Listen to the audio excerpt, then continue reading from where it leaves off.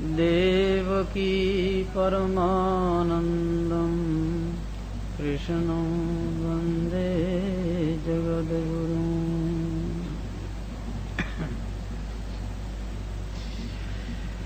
सर्वसंग परित्यागी शुकदेव जी राजर्षि परीक्षित से कह रहे हैं, परीक्षित कंस की 2 पत्नियां थी। एक का नाम था अस्ति और दूसरी का नाम था प्राप्ति। अस्ति का अर्थ होता है कि इतना तो मेरे पास है, लेकिन इससे मेरे को संतोष नहीं है, मुझे और चाहिए। अस्ति और प्राप्ति का अर्थ होता है कि मैं अपनी स्थिति से संतुष्ट नहीं हूं।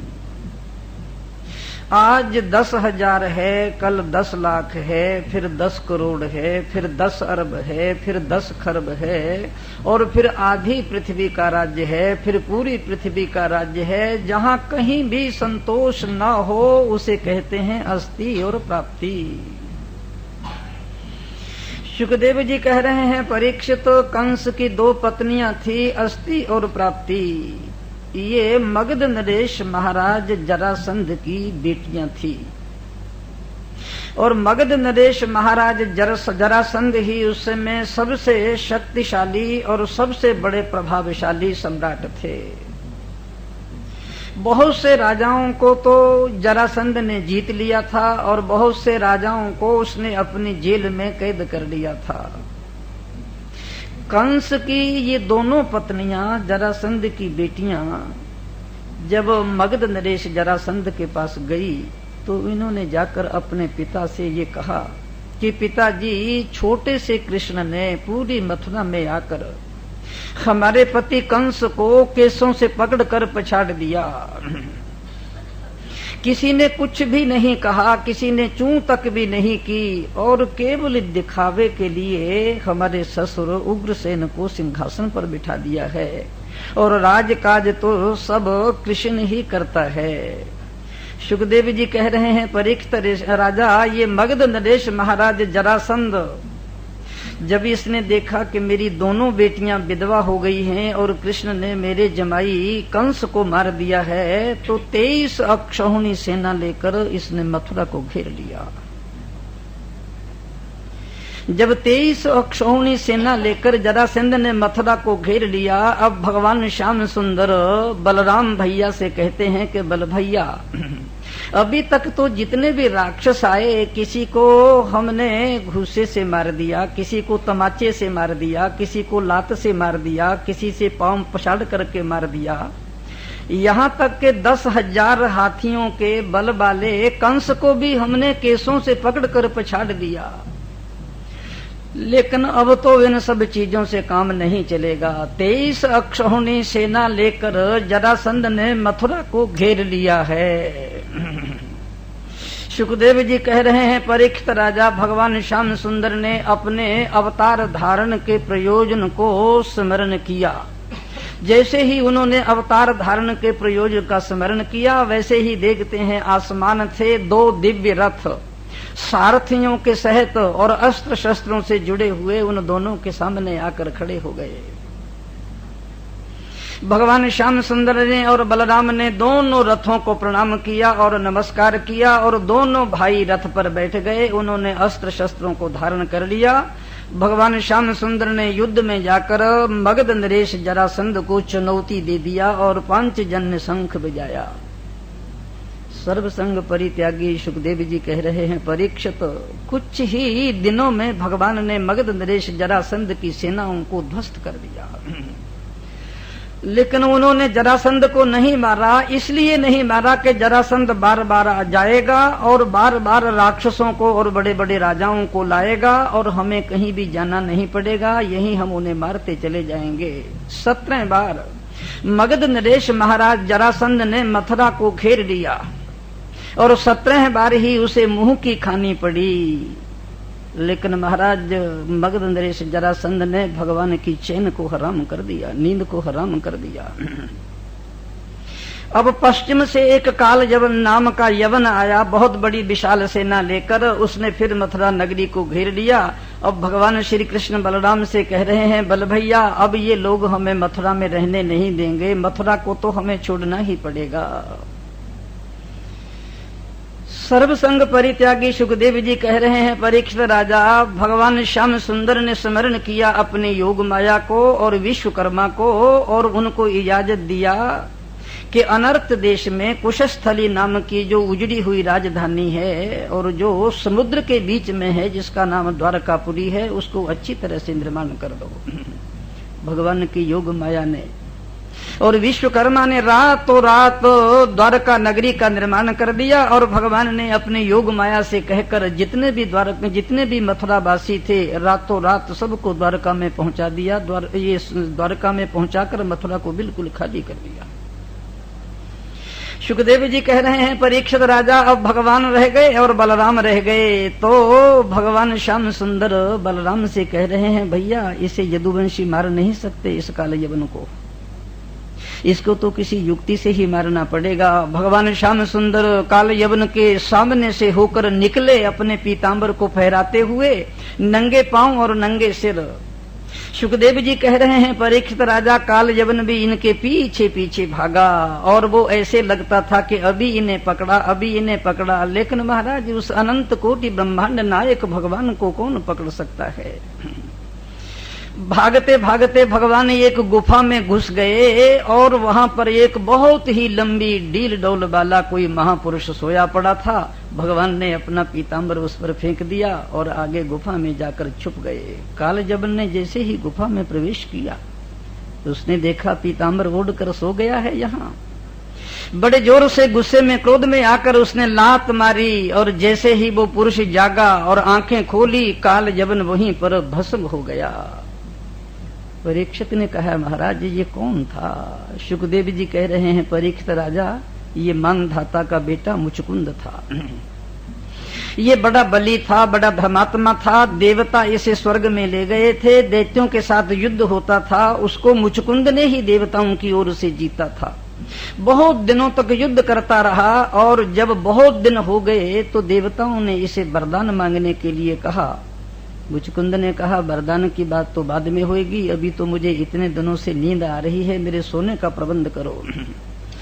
लेकिन जब मैं गहरी नींद में सो जाऊं, कितने दिन और कितने वर्ष सोऊं, मुझे कोई उठाए नहीं। देवताओं ने कहा, निर्भय कर हो सोइए, जो भी आपको जगाएगा वो भस्म हो जाएगा। सुखदेव जी कह रहे हैं, परीक्षित राजा, इस भगवान श्याम सुंदर की अनोखी अद्भुत अलौकिक लीलाएं हैं। इस युक्ति से उन्होंने काल यवन को भस्म कर दिया और फिर मुचकुंद के सामने खड़े हो गए। श्रीमद् भागवत महापुराण में सुखदेव जी कह रहे हैं, परीक्षित, जिस समय मुचकुंद के सामने भगवान श्याम सुंदर खड़े हुए थे, उनका इतना दिव्य था, इतना तेज था, इतना प्रकाश था, इतना सौंदर्य और माधुर्य था। मुचकुंद ने घुटने टेक दिए, मस्तक झुका दिया और नाक रगड़ दिया। वो कहने लगा, मुझे समझ में नहीं आ रहा कि आप कौन दिव्य पुरुष हैं। और उसने अपना परिचय दिया कि मैं मानधाता का बेटा मुचकुंद हूँ। भगवान श्याम सुंदर ने कहा, शायद तुम्हें मालूम नहीं है, देवताओं की प्रार्थना पर मैंने अवतार धारण किया है वसुदेव देवकी के घर में। वासुदेव कृष्ण मेरा नाम है और मैं पृथ्वी का भार अवतारण करने के लिए आया हूँ। बहुत से राक्षसों को तो मैंने मार दिया है, अभी बहुत से राक्षस शेष हैं। मुचकुंद ने फिर घुटने टेके, फिर मस्तक झुकाया। मुचकुंद ने कहा, महाराज, ये तो पूर्व जन्म के अनंत पुण्यों का प्रताप है जो आपके मुझे दर्शन हुए। भगवान ने प्रसन्न होकर मुचकुंद से कहा कि मुचकुंद, तुम कोई वर मांग लो। मुचकुंद ने कहा, महाराज, वर मांगने की जरूरत ही नहीं है, वर की जरूरत ही नहीं है। जहाँ आपके दर्शन हो गए और आपका मंद मंद मुस्कुराता हुआ चेहरा देख लिया, मेरे जन्मों जन्मों के पाप जल गए। सुखदेव जी कह रहे हैं, परीक्षित, मुचकुंद भगवान को नमस्कार करके गंधमादन पर्वत पर तपस्या करने के लिए चला गया और भगवान श्याम सुंदर ने काल यवन को मारकर उसकी जितनी भी सेना थी उसे ध्वस्त कर दिया। और जब काल यवन की जितनी संपत्ति और जितना धन था और जितनी दौलत थी, उसको लेकर भगवान जब द्वारका की ओर चलने लगे, 18वीं बार जरासंध ने उसे फिर घेर लिया। भगवान श्री कृष्ण कह रहे हैं, बल भैया अब लाभ लो, लालच छोड़ो, लोभ छोड़ो। जरासंध ने फिर हमला कर दिया है। अब भगवान श्री कृष्ण जरासंध के आगे बलराम और कृष्ण दोनों भाग रहे हैं और जरासंध इनका पीछा कर रहा है। दौड़ते दौड़ते भागते भागते भगवान एक प्रवर्षण नाम का पर्वत था, उसके ऊपर चढ़ गए। 24 घंटे उस पर्वत के ऊपर वर्षा ही होती रहती थी। सुखदेव जी ने कहा, परीक्षित राजा, जब भगवान पर्वत पर चढ़ गए तो जरासंध ने चारों ओर उसे पर्वत को घेर कर उसमें आग लगा दिया। लेकिन भगवान श्याम सुंदर और बलराम तो बिजली के करंट की तरह उतरे और सीधे द्वारका नगरी में चले गए। सुखदेव जी कह रहे हैं, परीक्षित राजा, जरासंध अपनी राजधानी में लौट आया और भगवान श्याम सुंदर अपने महलों में विराजमान हो गए। एक दिन नारद जी बीना बजाते हुए हरिगुण गा महल और इतना सौंदर्य और इतनी सुगंधी और इतना वैभव अकेले अकेले अच्छे नहीं लगते हो। भगवान ने कहा, क्या इच्छा है नारद तुम्हारी? कि महाराज हम तो जुगल जोड़ी के उपासक हैं, अब आपका विवाह होना चाहिए, शादी होनी चाहिए। आहा। सुखदेव जी कह रहे हैं, परीक्षित राजा, भगवान श्याम सुंदर ने मुस्कुराकर नारद से कहा, नारद हम लोगों को कौन बेटी देगा? भगोड़ों को कोई बेटी देता है क्या? नारद जी ने कहा, महाराज ऐसी बात आप क्यों करते हो? भगवान श्याम सुंदर कहने लगे, नारद तुम्हें मालूम नहीं है, मेरे बड़े भाई बलराम की शादी ही नहीं हो रही थी, विवाह ही नहीं हो रहा था, कोई हमें लड़की ही नहीं दे रहा था। बड़ी मुश्किल से ब्रह्मा जी ने सिफारिश किया और बड़े बड़े देवताओं ने सिफारिश किया। सतयुग की एक लड़की इतनी लंबी और इतनी चौड़ी जिससे कोई विवाह ही करने के लिए तैयार नहीं था, उसे हम लोगों ने स्वीकार कर लिया और बलराम ने और दोनों ने मैंने मिलकर उसे काट छांट करके ठीक कर लिया। बड़ी मुश्किल से तो बलराम का विवाह और शादी हुई है और मुझे मेरे साथ कौन विवाह करेगा, कौन शादी करेगा? सुखदेव जी कह रहे हैं, परीक्षित राजा, भगवान श्याम सुंदर ने कहा, विवाह करवाना और शादी करवाना ये माता पिता का काम होता है। माता पिता तो कभी नाम ही नहीं रहे कि हमारे कान्हा का विवाह भी और शादी भी होनी चाहिए। सुखदेव जी कह रहे हैं, परीक्षित राजा, नारद जी ने भगवान से कहा कि महाराज आप हमें मिठाई खिलाइए, मैं आपके लिए इतनी सुंदर और इतनी सुशील और इतनी सरल बहू तैयार करके आया हूँ, बस पूछो ही मत। भगवान श्याम सुंदर ने मुस्कुराकर हंसकर नारद से कहा, नारद पूछो तो सही, वो कौन लड़की है? उन्होंने कहा, महाराज विदर्भ देश के राजा महाराज भीष्मक और उनकी बेटी रुक्मिणी। महाराज वो यदि सोने की अंगूठी है तो आप नीलम का नग हैं, और वो यदि चंद्रमा की चांदनी है तो आप चांद हैं, और यदि आप सूरज की तरह चमक रहे हैं तो वो सूरज की प्रभा है। भगवान श्याम सुंदर ने कहा, नारद जी क्या विवाह पक्का करके आ रहे हो? कि हाँ महाराज विवाह तो पक्का ही है, लेकिन उसमें एक बड़ी भारी अड़चन है। विदर्भ देश के महाराजा भीष्मक अपनी बेटी का विवाह आपसे ही करना चाहते हैं, लेकिन उसका एक बड़ा बेटा बड़ा धूर्त और बड़ा क्रूर और बड़ा कठोर है, वो आपसे द्वेष करता है। उसने उसकी सगाई शिशुपाल से पक्की कर दिया है। आपको थोड़ा प्रयत्न करना पड़ेगा, थोड़ा यत्न करना पड़ेगा, रुक्मिणी का आपको हरण करना पड़ेगा। सुखदेव जी कह रहे हैं, परीक्षित राजा, भगवान श्याम सुंदर ने कहा, नारद जी आपकी क्या राय है? नारद जी ने कहा, महाराज कहने के लिए ही कहते हैं, जब आपके मन में आएगा तो सब कुछ कर डालेंगे आप। इधर विदर्भ देश के राजा भीष्मक के यहाँ बारात लेकर शिशुपाल पहुंच गया था। शिशुपाल उस समय, महाराज ये शिशुपाल भगवान का द्वारपाल है, ये जय विजय को जो शाप दिए थे उसमें शिशुपाल मौजूद है, और ये रुक्मिणी से विवाह करने के लिए आया था, और बड़े बड़े सम्राट और राजा इसके साथ में थे। जरासंध इसका मित्र था, दंत बक्र और विदूर इसके मित्र थे, और नरक भौम इसका मूत्र था। पूरी की पूरी कुंडनपुर में बड़े बड़े राजा और बड़े बड़े सम्राट आकर धमक गए थे। जब शादी में केवल 2 दिन रह गए और सारे कृत्य हो गए तो भगवती रुक्मिणी ने बूढ़े ब्राह्मण को बुलाया। बूढ़े ब्राह्मण को बुलाकर उसके हाथ में एक पाती दिया, कहा कि ब्राह्मण देवता ये मेरा संदेश लेकर द्वारका में जाओ और भगवान श्याम सुंदर से ये संदेश पहुंचा दो। बूढ़े ब्राह्मण चलकर कैसे जाएगा, ये तो भगवान की लीला है। जैसे ही बूढ़ा ब्राह्मण घर से चला और भगवान ने अपनी जोग माया को आदेश दिया, उसे उठाया सीधे द्वारका में पहुंचा दिया। जिस समय ये ब्राह्मण द्वारका में भगवान श्याम सुंदर के महलों में पहुंचा तो भगवान ने इसका इतना स्वागत किया है महाराज, इतना किसी का भी नहीं किया। ससुराल का ब्राह्मण है क्या, यदि जरा सी गड़बड़ी होगी तो सारी शादी को इधर उधर कर देगा। भगवान खड़े हो गए, हाथ से उठा लिया, सिंहासन पर बिठा लिया। सुखदेव जी कह रहे हैं, परीक्षित राजा, भगवान उसके चरण धो रहे हैं, चरणामृत ले रहे हैं, आरती उतार रहे हैं और अपने हाथ से ब्राह्मण को भोजन करवा रहे हैं और उसके पांव दबा रहे हैं। आहा, सुखदेव जी कह रहे हैं, परीक्षित राजा, इतना सम्मान तो भगवान ने कभी किसी का किया ही नहीं था। अपनी प्रिया का संदेश लेकर आ रहा है ये ब्राह्मण। जब भोजन कर लिया उसके बाद धीरे से भगवान श्याम सुंदर ने पूछा, किस लिए आए हो देवता? उसने कहा, महाराज, विदर्भ देश के राजा भीष्मक और उनकी बेटी रुक्मिणी विवाह के लिए राजा महाराजा पहुंच चुके हैं और ये पाती लेकर आया हूँ। भगवान ने कहा, जरा पाती को पढ़कर तो सुनाओ। सुखदेव जी कह रहे हैं, परीक्षित राजा, उस समय भगवती रुक्मिणी ने उस चिट्ठी में लिखा हुआ था कि हे त्रिभुवन सुंदर, आपको मैंने अभी तक देखा नहीं है, लेकिन आपके गुण, आपका मौधर्य और आपका सौंदर्य मैंने इतना सुना, सुनकर ही मेरे हृदय में उथल पुथल मच गई है। मेरे रोम रोम में, मेरे सांस सांस में और मेरे हृदय के रक्त के एक एक कण में आपका सौंदर्य बैठ गया है और तभी से मैंने आपके चरणों में आत्मसमर्पण कर दिया है। मैं यदि वर वर्ण करूंगी तो आपको ही करूंगी। देखो महाराज, आगे भगवती रुक्मिणी भगवान को लिख रही है कि देखो, ये बात मैं कोई दीनहीन होकर नहीं लिख रही हूँ। सौंदर्य में, संगीत में, सुगंधि में, धन में और कुल में हम दोनों बराबर हैं, कोई ऊंचे नीचे की बात नहीं है।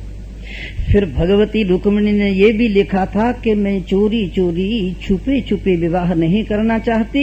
मैं चाहती हूँ आप यहाँ पर आएं और जितने राजा महाराजा जहाँ आए हैं उनके सिर पर कदम रख कर और अपना पांचजन्य शंख बजाकर इनके सामने मुझे लेकर जाएं।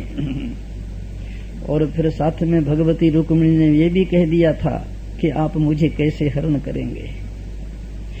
उन्होंने कह दिया था कि विवाह के एक दिन पहले मैं भगवती पार्वती की पूजा करने के लिए मंदिर में आऊंगी और उस समय मंदिर के बाहर ही आपका रथ होना चाहिए और उसी समय आप सबके सामने मेरा हरण कर लेना।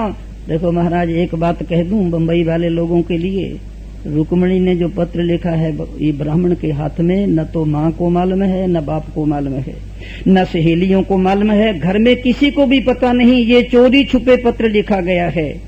और तुम्हारी बेटियां यदि पत्र लिखें तो तुम काहे को बिगड़ते हो क्या?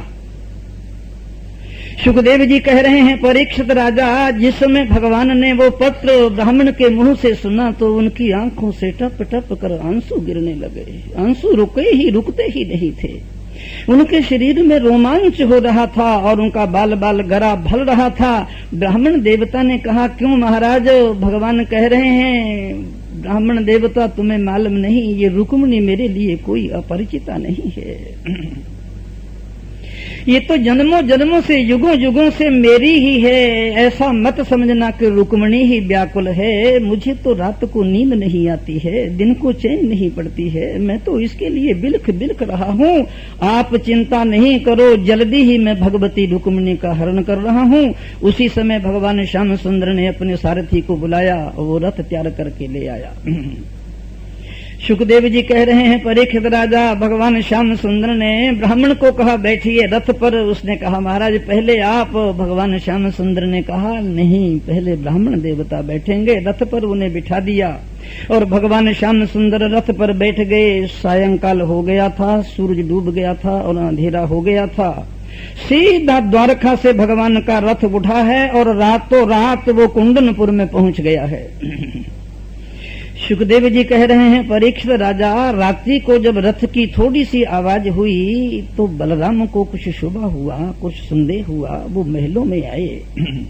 उन्होंने मंत्रियों से पूछा कि क्यों भाई, ये श्याम सुंदर कहाँ गया है? क्या महाराज किसी को बताया नहीं, किसी से कहा नहीं, किसी को भनक नहीं दिया कान में?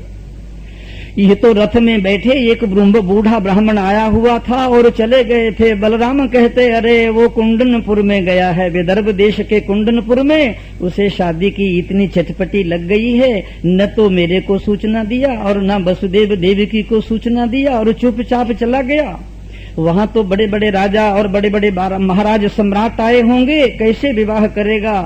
सुखदेव जी कह रहे हैं, परीक्षित राजा, एक क्षौणी यादवों की सेना लेकर बलराम जी रातों रात कुंडनपुर में पहुंच गए। और जब भगवान श्याम सुंदर ने देखा कि बल भैया आ गए हैं तो थोड़े सटपटा गए। जैसे ही बलराम आगे बढ़े तो भगवान ने उन्हें नमस्कार किया। बलराम ने कहा, क्यों शादी की इतनी चटपटी लगी थी, क्या तुम्हें सूचना भी नहीं दिया हमें?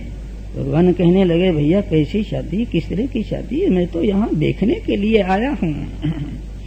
बलराम ने कहा, भैया दाई से पेट नहीं छुपाया जाता, डरने की बात नहीं है। एक क्षौणी सेना लेकर आया हूँ।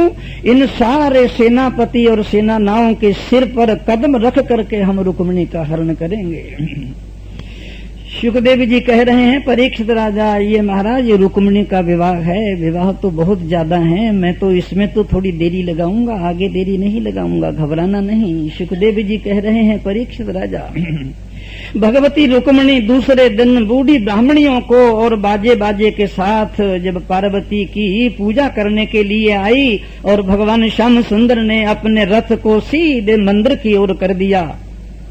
पार्वती की पूजा करने के बाद भगवती रुक्मिणी जब बाहर निकली तो भगवान श्याम सुंदर का रथ मंदिर के साथ सटा हुआ था।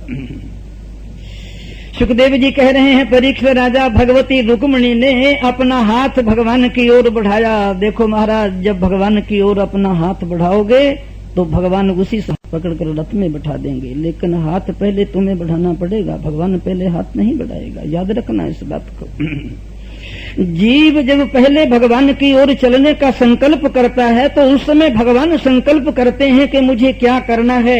जैसे ही भगवती रुक्मिणी ने अपना हाथ बढ़ाया और भगवान श्याम सुंदर ने धीरे से रुक्मिणी का हाथ पकड़ा और अपने रथ में बिठाया बाईं ओर और अपना पांचजन्य शंख बजाया और घोषणा से कह दिया कि सबके सिरों पर पैर रखकर मैं रुक्मिणी का हरण कर रहा हूँ, जिसकी हिम्मत हो वो मेरे रथ को रोके। सुखदेव जी कह रहे हैं, परीक्षित राजा, भगवान का रथ तो आसमान से बातें करने लगा। अब जितने राजा वहाँ जरासंध, दंत बकर, विदुरथ, भौमासुर आए थे, सारे के सारे सेना लेकर भगवान की ओर दौड़े। इतने में भगवान के बड़े भैया बलराम ने उस सेना को रास्ते में ही रोक लिया। बहुत बड़ा विशाल युद्ध हुआ है और युद्ध में बलराम ने सबको पछाड़ दिया है, लेकिन रुक्मिणी का भाई जो रुक्मी था वो महाराज पीछे रथ के दौड़ा भगवान को मारने के लिए। बड़े बड़े तीखे तीर चलाने लगा और भगवान को अंट शंट बोलने लगा।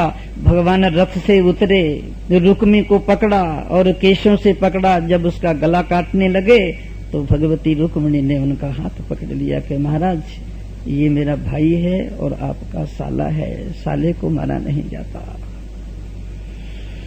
सुखदेव जी कह रहे हैं, परीक्षित राजा, भगवान श्याम सुंदर तो महाराज श्याम सुंदर ही थे, उन्होंने मारा तो नहीं, लेकिन उसकी दाढ़ी और मूछ को उखाड़ लिया और रस्सियों से कस कर रथ से बांध दिया। और जब पीछे से बलराम जी आए और उन्होंने देखा तो उन्होंने कृष्ण को खूब डांटा कि साले की ऐसी बुरी हालत की जाती है क्या? भगवान श्याम सुंदर ने कहा, ये गालियां बक रहा था। कहने लगे, साले की तो गालियां मीठी होती हैं, कड़वी नहीं होती। भगवती रुक्मिणी ने मन ही मन सोचा कि हमारा जेठ तो बहुत ही अच्छा है, बहुत ही प्यारा है। सुखदेव जी कह रहे हैं, परीक्षित राजा, भगवान रुक्मिणी को लेकर द्वारका में आ गए।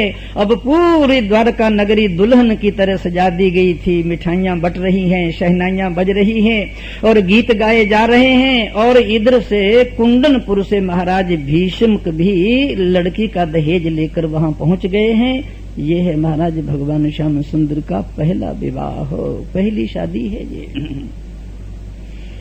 सुखदेव जी कह रहे हैं, परीक्षित राजा, एक बार भगवान श्याम सुंदर द्वारका में अपनी सुधन्वा सभा में बैठे हुए थे और दौड़े दौड़े यादव आए। उन्होंने कहा, महाराज सूर्य भगवान आपके दर्शन करने के लिए आ रहे हैं। भगवान ने कहा, अरे सूर्य तो पृथ्वी पर उतर ही नहीं सकता, मूर्तिमंत होकर आ ही नहीं सकता, सूर्य कैसे आ गया? फिर मुझे कोई सूचना नहीं है, मुझे कोई संदेश नहीं है। उन्होंने कहा, महाराज तेज तपता हुआ चला आ रहा है। भगवान श्याम सुंदर उठे और दूर से देखे। उन्होंने कहा, ये सूरज नहीं है, ये तो सत्राजित नाम का यादव है। इसने सूरज की उपासना किया है, सूरज ने इसको मणि दे रखी है। वो मणि सूरज के तेज की तरह चमक रही है। जैसे ही सत्राजित वहां आया, भगवान श्याम सुंदर ने उसको अपनी सुधन्वा सभा में बुलाया। भगवान श्याम सुंदर की आंखों में वो मणि महाराज खटक गई थी। देखो, भगवान श्याम सुंदर की आंखों में अगर कोई चीज आए तो वो बिना लिए छोड़ते नहीं हैं। सुखदेव जी कह रहे हैं, परीक्षित राजा, भगवान श्याम सुंदर ने सत्राजित को सभा में बुलाकर कहा कि सत्राजित, ये मणि इतनी तेजस्वी है, ये कितना सोना देती है, कितनी चांदी देती है, कितने हीरे जवाहरात देती है। ये किसी एक आदमी के पास नहीं होनी चाहिए, ये तो राज्य की संपत्ति होनी चाहिए। ये तुम महाराज उग्रसेन को दे दो। सत्राजित बड़ा लोभी था महाराज, बड़ा लालची था। अरे भगवान अपने मुख से अगर कोई चीज मांगे और फिर भी यदि इनकार करो तो फिर तो महाराज अच्छी बात नहीं है। सुखदेव जी कह रहे हैं, महाराज सत्राजित ने बिल्कुल साफ ही इनकार कर दिया। परंपरागत ये मणि हमें मिली हुई है, हम ये मणि को नहीं देंगे। सत्राजित चला तो गया, लेकिन उसका कलेजा धड़कने लगा, पसीना आने लगा। उसे रात को नींद नहीं आती थी कि मैंने जवाब तो दे दिया, अब क्या करूं। वो मणि उसने अपने छोटे भाई प्रसेन को दे दिया। प्रसेन उस मणि को गले में डालकर शिकार खेलने के लिए गया। शिकार में वहां एक सिंह ने उसे मार दिया और सिंह जब मणि लेकर चला तो आगे रामावतार के जामवंत वो अपनी गुफा में से निकले। उन्होंने शेर को मार दिया और मणि उठाकर गुफा में चले गए और गुफा में जाकर वो मणि बच्चे को दे दिया। अब जब प्रसेन नहीं आया सत्राजित का भाई, तो पूरी द्वारका में ये बात फैल गई और ये सत्राजित घर घर में कहने लगा कि देखो, कृष्ण ने मेरे भाई को मार दिया और मणि चुरा लिया। सुखदेव जी कह रहे हैं, परीक्षित राजा, भगवान शंकर, भगवान श्याम सुंदर को कलंक लग गया। जब लोग ये पूछते थे कि इसमें क्या प्रमाण है कि भगवान श्याम सुंदर ने ही मणि को लिया है, तो सत्राजित कहता था, बचपन में ही जिस बच्चे को चोरी करने की आदत पड़ जाती है वो बुढ़ापे तक छूटती नहीं है। इस श्याम सुंदर ने ब्रज और वृंदावन में चोरी का ही धंधा तो किया है। इसकी आंख में मणि आ गई थी, मणि इसी ने चुराई है। सुखदेव जी कह रहे हैं, परीक्षित राजा, जब उद्धव को मालूम पड़ा तो उसने भगवान श्याम सुंदर को बुलाकर कहा कि महाराज बड़ी चर्चा चल रही है, बड़ी निंदा हो रही है और लोग घर घर में चर्चा कर रहे हैं, इसका तो कोई उपाय होना ही चाहिए। भगवान श्याम सुंदर अच्छे अच्छे यादवों को साथ लेकर मणि की खोज में निकले और जब उन्होंने देखा कि सिंह ने प्रसेन को मार दिया है और उसके पांव पकड़कर जब आगे बढ़े तो किसी वृक्ष ने उसको मार दिया था और जब गुफा आ गई तो भगवान श्याम सुंदर गुफा में घुस गए। ये रामावतार का जामवंत है महाराज, ये अमर हैं। इन्हें भगवान रामचंद्र ने अमर होने का संदेश दे दिया था। सुखदेव जी कह रहे हैं, परीक्षित राजा, जैसे ही भगवान उस गुफा में घुसे तो छोटा बच्चा मणि से खेल रहा था और उस मणि का इतिहास भी बोल रहा था कि ये मणि कैसे कैसे आई। भगवान ने झपट करके बच्चे के हाथ से बड़ी को छीन लिया और बच्चा जब जोर जोर से रोने लगा तो जामवंत ने आवाज सुनी और बाहर आया तो भगवान श्याम सुंदर से लिपट गया। 28 दिन युद्ध हुआ है दोनों का, एक दिन युद्ध नहीं हुआ, ऐसा मल्ल युद्ध। लेकिन भगवान श्याम सुंदर ने 28 दिनों जामवंत ऋक्ष बार को मार मार करके उसके हड्डियों को चूर चूर कर दिया। 28 दिन में जब जामवंत ने ये देखा कि मेरे को सताने वाला कौन आदमी है, जब उसने आंख बंद की तो भगवान श्याम सुंदर के रूप में उसे मर्यादा पुरुषोत्तम भगवान राम दिखाई दिए। उसने चरण कमलों को पकड़ लिया, भगवान को नमस्कार किया। उसने भगवान से कहा, महाराज भूल हो गई है, मेरे से गलती हो गई है। और भगवान ने उसके पूरे शरीर पर हाथ फेर करके उसके सारे दर्द और अंगों को ठीक कर दिया। जामवंत ने भगवान के चरण धोए, चरणामृत लिया, आरती उतारी, चंदन लगाया। भगवान ने कहा भैया इस मणि के चलते मुझे कलंक लगा है, ये मणि मुझे दे दो। सुखदेव जी कह रहे हैं परीक्षित राजा, जाम्बवान ने भगवान को मणि तो दे दिया और कहा महाराज मेरे पास एक और मणि है, मेरी बेटी जिसका नाम है जाम्बवंती। जाम्बवंती का विवाह भी भगवान से कर दिया और मणि भी भगवान को दे दिया। जब जाम्बवंती और मणि को लेकर भगवान द्वारका में आए तो पूरी द्वारका नगरी में चारों ओर उत्सव ही मनाया गया। महाराज सुखदेव जी कह रहे हैं परीक्षित राजा, आप भगवान ने सत्राजित को बुलाया और भरी सभा में उस मणि को भगवान ने उसके माथे पर पटक दिया कि ये उठाओ। और सत्राजित का महाराज कलेजा धड़कने लगा, पसीना आने लगा कि ये तो मेरे दुश्मन हो गए, कलंक भी लग गया और सारे यादव भी मेरे विरोध में हो गए। लेकिन सत्राजित की एक कन्या थी महाराज जिसका नाम था सत्यभामा। ऐसी सुंदरी उस समय कोई थी ही नहीं और भगवान श्याम सुंदर की आंख उस पर पहले ही लगी हुई थी। विवाह की चटपटी है महाराज भगवान को, अब एक विवाह से खुश होने वाले नहीं हैं। सुखदेव जी कह रहे हैं परीक्षित राजा, ये सत्राजित भगवान के पास आया, उन्होंने कहा महाराज ये मेरी बेटी सत्यभामा, इससे आप विवाह कर लीजिए और दहेज में मैं ये मणि ही आपको दे रहा हूँ। भगवान ने कहा तुम्हारी बेटी से तो विवाह कर लाऊंगा, लेकिन ये मणि तुम अपने पास ही रखो, इसके चलते मेरे को कलंक लगा है, ये मणि मेरे को नहीं चाहिए। सुखदेव जी कह रहे हैं परीक्षित राजा, अब भगवान के दो विवाह हो गए, भगवान की दो, एक तो रुक्मिणी हो गई, एक जाम्बवंती हो गई और एक सत्यभामा हो गई। उसी समय भगवान श्याम सुंदर को ये संदेश मिला कि पांडव लाक्षागृह में जल गए हैं। भगवान श्री कृष्ण और बलराम दोनों भाई सीधे हस्तिनापुर में गए और इधर अक्रूर और कृतवर्मा इन्होंने सत्राजित को उकसाया, शतधन्वा को उकसाया, क्योंकि सत्यभामा की सगाई शतधन्वा के साथ कर दिया था। शतधन्वा में रात को सोया पड़ा था ये सत्राजित, उसका वध कर दिया और मणि हाथ में ले लिया। और जब सत्यभामा को पता चला सीधी रथ पर बैठकर हस्तिनापुर में गई और भगवान उसी समय बलराम को लेकर सीधे द्वारका में आए। और जब सत्राजित को ये मालूम पड़ा कि श्री कृष्ण आ गए हैं, वो दौड़ा दौड़ा कृतवर्मा के पास गया कि भाई मेरी मदद करो। उन्होंने कहा हम तुम्हारी कोई मदद नहीं कर सकते। अक्रूर से कहा तो अक्रूर ने भी इनकार कर दिया, तो वो मणि अक्रूर के पास फेंक दिया उसने और एक घोड़ा लेकर वहां से भागा और भगवान श्री कृष्ण और बलराम भी उसके पीछे पीछे भागे। ये मिथिलापुरी के पास आकर के उसका घोड़ा गिर गया। जब वो पैदल दौड़ने लगा तो भगवान श्याम सुंदर भी पैदल भागे। उन्होंने सुदर्शन चक्र से शतधन्वा का सिर काट दिया और जब तलाशी लेने लगे तो मणि उसके पास निकली ही नहीं। सुखदेव जी कह रहे हैं परीक्षित राजा, जब भगवान श्याम सुंदर ने अपने बड़े भैया बलराम से कहा कि सत्राजित को मार भी दिया और मणि उसके पास निकली ही नहीं, तो बलराम जी के मन में ये संदेह हो गया कि ये मणि को श्याम सुंदर ने छुपा लिया है, ये झूठ बोलता है मेरे से। ये इसलिए झूठ बोल रहा है कि ये मणि कहीं बलराम अपनी पत्नी के लिए न मांग ले। तो बलराम ने आंखें तरेड़ कर कहा तेरी माया तू ही जान, मैं तो अभी द्वारका में नहीं आऊंगा, मैं तो भ्रमण करके आऊंगा। भगवान श्याम सुंदर ने कहा भैया मेरी तलाशी ले लो, मणि मेरे पास नहीं है। बलराम ने कहा छोड़, मुझे तलाशी की जरूरत नहीं है। बलराम जी तो मिथिला नगरी में चले गए। और जब भगवान श्याम सुंदर वापस लौट कर आए तो रुक्मिणी ने कहा महाराज वो मणि दिखाओ तो सही कैसी है। भगवान ने कहा रे मणि है कहाँ। रुक्मिणी ने कहा ऐसी ऐसी कितनी मणियां मेरा बाप मुझे दे देगा, मुझे मणि का लालच नहीं, मैं तो दिखाने के लिए बोल रही हूँ। भगवान ने कहा रे मणि है कहाँ। रुक्मिणी का मुंह इतना हो गया।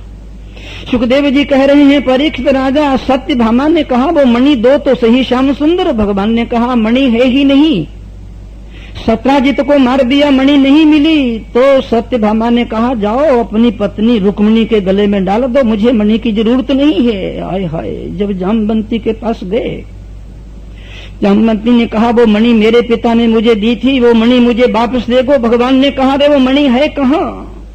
सुखदेव जी कह रहे हैं परीक्षित राजा, ये जितने आभूषण हैं, जितने गहने हैं, ये तुम्हारे घरों में जितने हीरों के हार हैं, ये सांप की तरह है महाराज। इन्हीं के चलते लड़ाई होती है, इन्हीं के चलते झगड़े होते हैं, इन्हीं के चलते दंगे फसाद होते हैं। भगवान श्याम सुंदर सोचने लगे, रुक्मिणी भी नाराज हो गई, सत्यभामा भी, जामवंती भी, और भैया ने द्वारका ही छोड़ दिया है। भगवान श्याम सुंदर सोचने लगे, अक्सर ये मणि गई कहाँ? अक्रूर जी मणि को लेकर भाग गए थे। अब आप लोगों को मालूम है, कल अक्रूर की कथा सुनी थी। अक्रूर की भगवान पर कितनी श्रद्धा थी, कितनी निष्ठा थी, कितनी आस्था थी, कितना विश्वास था, कितना यकीन था अक्रूर जी का। लेकिन जब मणि हाथ में आई तो उसने द्वारका नगरी छोड़ दिया, सीधे उसकी ननिहाल काशी में थे वहां चला आया। भगवान श्याम सुंदर के कानों में भनक पड़ी थी, अक्रूर बड़े बड़े यज्ञ कर रहा है, बड़े बड़े हवन कर रहा है, करोड़ों रुपए खर्च कर रहा है, ये संपत्ति उसके पास आई कहां से? सुखदेव जी कह रहे हैं, परीक्षित राजा भगवान उसी समय समझ गए कि अक्रूर ही मणि को ले गया है। भगवान ने अक्रूर को बुलाया द्वारका में, पूछा, अक्रूर जी मणि कहाँ है? अक्रूर जी कहे, कैसी मणि, किस तरह की मणि, कहाँ की मणि? मैं जानता भी नहीं मणि क्या है, मैंने मुंह भी नहीं देखा मणि का। आहा। सुखदेव जी कह रहे हैं, परीक्षित राजा जब अक्रूर इतनी भगवान की भक्ति और इतनी निष्ठा, जो भगवान को देखे बिना चैन नहीं पड़ता, जब भगवान को उसने ये बात कही तो भगवान श्याम सुंदर की आंखों में आंसू आ गए, उनका गला रुक गया। उन्होंने कहा, अक्रूर जी मामूली मणि के लिए इतनी बेईमानी कर रहे हो आप? भगवान ने कहा, अक्रूर जी मुझे मणि नहीं चाहिए, मणि आप अपने पास ही रखना, लेकिन हमारे घर में द्वेष हो गया है, लड़ाई हो गई है, भैया द्वारका में नहीं घुस रहे और रानियां मुझसे बात नहीं कर रही, केवल मणि आप दिखा दीजिए, मैं इन लोगों को दिखा दूं तो संतोष हो जाए, मणि आप अपने पास ही रखना। जहन्नम में जाए ऐसी मणि, आग लगे ऐसी मणि को, जिसने हमारे घर में इतना कलह और क्लेश पैदा कर दिया है। सुखदेव जी कह रहे हैं, परीक्षित राजा अब अक्रूर ने कपड़ों से लिपटी हुई मणि निकाली, भगवान श्याम सुंदर ने तीनों रानियों को दिखाई और बड़े भैया को बुलाकर वो मणि दिखाई। सुखदेव जी कह रहे हैं, परीक्षित राजा भगवान के 3 विवाह हो गए। एक बार भगवान श्याम सुंदर हस्तिनापुर में गए और अर्जुन को अपने साथ में लेकर यमुना के किनारे मट्टी के ढेर पर एक पीपल के पेड़ के नीचे ये दोनों मित्र आपस में घुल मिलकर बातें कर रहे थे। सुखदेव जी कह रहे हैं, परीक्षित राजा ये अर्जुन और श्री कृष्ण दोनों घुल मिलकर बातें कर रहे थे, तो इतने में उन्होंने देखा यमुना के किनारे एक सर्व सुंदरी कन्या धीरे धीरे यमुना के किनारे घूम रही है। भगवान श्याम सुंदर ने अर्जुन को कहा, अर्जुन देखो तो वो कन्या वहाँ क्यों घूम रही है, जंगल में किस लिए घूम रही है? अर्जुन ने कहा, आपको किसी के घूमने से क्या लेना देना? क्या कोई कहीं भी घूमे, कहीं भी बैठे, कहीं भी जाए, आपको क्या? सुखदेव जी कह रहे हैं, परीक्षित राजा भगवान ने मुस्कुरा कर कहा, अर्जुन जाओ तो सही, किसी को न जाने क्या तकलीफ है, क्या कष्ट है, कैसा है, पूछो तो सही। अर्जुन वहां से गया, जाकर पूछने लगा, सुंदरी इस जंगल में यमुना के किनारे पर क्यों घूम रही हो और तुम्हारा नाम क्या है? उसने कहा, मैं सूरज की बेटी हूँ, कालिंदी मेरा नाम है और यमुना भी मेरा नाम है, और मैंने अपने पिता से कहकर इसी यमुना में अपना भवन बनाया है, और ये जल जो है मेरा, ये भी एक मेरा रूप है, मैं यहाँ तपस्या कर रही हूँ। अर्जुन ने कहा, आपकी तपस्या का प्रयोजन क्या है, क्यों कर रही हैं आप तपस्या? सुखदेव जी ने कहा, परीक्षित राजा ये सूरज की बेटी कालिंदी ने अर्जुन से कहा, मैं तपस्या इसलिए कर रही हूँ, मैंने ये व्रत लिया है, प्रतिज्ञा किया है कि मैं विवाह करूंगी तो भगवान श्याम सुंदर नंद नंदन पीताम्बरधारी से ही करूंगी। अर्जुन मुस्कुराए और हंसे। भगवान के पास आकर कहने लगे, अरे तुम्हारी तो बृहस्पति की दशा चल रही है आजकल, चलो ये तो तुम्हारे ही लिए ढूंढ रही है, तुम्हें ही खोज रही है। सुखदेव जी कह रहे हैं, परीक्षित राजा भगवान रथ ले गए। अर्जुन ने कहा, भाभी बैठो रथ में, ये तुम्हारा वर तुम्हारे सामने ही आ गया। जिस समय भगवान श्याम सुंदर और अर्जुन हस्तिनापुर में कालिंदी को लेकर गए तो महाराज धर्मराज युधिष्ठिर और भीम नकुल सहदेव तो नाचने लगे। उन्होंने कहा, धर्मराज युधिष्ठिर ने कहा कि श्याम सुंदर हम चाहते थे कम से कम एक आपका विवाह तो हमारे यहाँ होना ही चाहिए। भगवान ने कहा, विवाह यहीं नहीं होगा, आजकल मुहूर्त नहीं है विवाह का, सब मुहूर्त गायब हैं, ये तो द्वारका में ही होगा। सुखदेव जी कह रहे हैं परीक्षित राजा, भगवान के 4 विवाह हो गए, 4 शादियां हो गई, 4 भगवान की। और उसके बाद जब भगवान के कान में भनक पड़ी, महाराज आवंती देश के राजा थे और भगवान की फुआ थी और 2 उसके बेटे थे, बिंद और विंद, अनुविंद, और उनकी एक बहन थी जिसका नाम था मित्रबिंदा।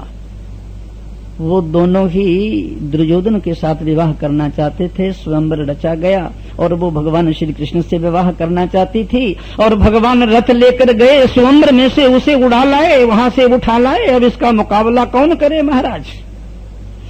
फिर कौशल देश के राजा थे नगनजित, उनके यहाँ भी कन्या थी, सर्व सुंदरी कन्या थी। इन्होंने अपना रथ जोड़ा, वहां पहुंच गए, स्वयंवर में से उसकी कन्या को भी उठा लिया, नगनजिती को, जिसका नाम सत्या था। सुखदेव जी कह रहे हैं परीक्षित राजा, उसके बाद भगवान ने इनकी एक दूसरी और फुआ थी जिसकी बेटी का नाम भद्रा था, वहां गए, स्वयंवर में उसे भी ले आए। और अष्टम विवाह इनका मद्र देश के राजा, उसकी बेटी थी लक्ष्मणा, उसे भी स्वयंवर में से उठा लाए। 8 पटरानियां हो गई महाराज, आप गिनते चलो और मैं विवाह करता चलूंगा। देखना कहीं गिनने में गलती ना हो जाए, भूल ना हो जाए। सुखदेव जी कह रहे हैं परीक्षित राजा, भगवान श्याम सुंदर सुधन्वा सभा में बैठे हुए हैं और द्वारका की शोभा का वर्णन ही क्या, नारद कभी आते हैं और कभी जाते हैं। और इतनी देरी में किसी ने समाचार दिया कि महाराज देवराज इंद्र आपसे मिलने के लिए आ रहे हैं। भगवान ने कहा आने दो देवराज इंद्र को। जैसे ही देवराज इंद्र आए, उसने घुटने टेके और मस्तक झुकाया। भगवान ने कहा देवराज इंद्र, खैरियत तो है, शांति तो है। उसने कहा महाराज शांति कैसी, खैरियत कैसी। नरका भौमासुर ने बड़े उपद्रव मचा रखे हैं महाराज। जितने राजा और महाराजा हैं उनकी सुंदरी सुंदरी कन्याओं को वो हरण करके ले आया है और अपने यहाँ जेल कर दिया है। जिस समय 20,000 उनकी संख्या हो जाएगी तो मैं उनसे विवाह करूंगा। स्वर्ग में गया, मेरी माता के कुंडल थे जिनसे अमृत बरसता रहता है, वो छीन कर ले आया। और वर्णलोक में गया, वर्ण का छत्र जो प्रसिद्ध है वो छीन कर ले आया। और उस मेरू पर्वत पर गया और उस मेरू पर्वत का जो मणिमय टुकड़ा था वो भी छीन लाया। बड़े उपद्रव कर रखे हैं महाराज। भगवान श्याम सुंदर ने कहा अच्छा घबराओ मत, तुम चलो, मैं आ रहा हूँ पीछे पीछे। सुखदेव जी कह रहे हैं परीक्षित राजा, जब भगवान गरुड़ पर बैठकर चलने लगे तो उन्होंने सत्यभामा से कहा साथ चलती हो क्या। सत्यभामा को भगवान ने गरुड़ पर बिठा लिया। प्राग ज्योतिष हिमालय में भौमासुर की राजधानी थी। ये भौमासुर भगवान का ही पुत्र है महाराज, ये दूसरे किसी का पुत्र नहीं। इसे भगवान के अतिरिक्त और कोई नहीं मार सकता। जिस समय बराह रूप धारण करके भगवान पृथ्वी को ला रहे थे, उस समय पृथ्वी के साथ भगवान का विवाह हो गया था। उससे ये भौमासुर पैदा हुआ था। पृथ्वी ने भगवान से ये वर ले लिया था कि महाराज आपके अतिरिक्त इसे कोई भी नहीं मार सकता, लेकिन आप इसे तब मारना जब मैं अपने मुंह से कहूं, मेरे बिना कहे इसे मारना मत। सुखदेव जी कह रहे हैं परीक्षित राजा, भगवान गरुड़ पर बैठे हैं। प्राग ज्योतिष युति को उसके महाराज अग्नि के, पानी के, हवा के परकोटे बनाए हुए थे। भगवान ने उन सब को तोड़ दिया।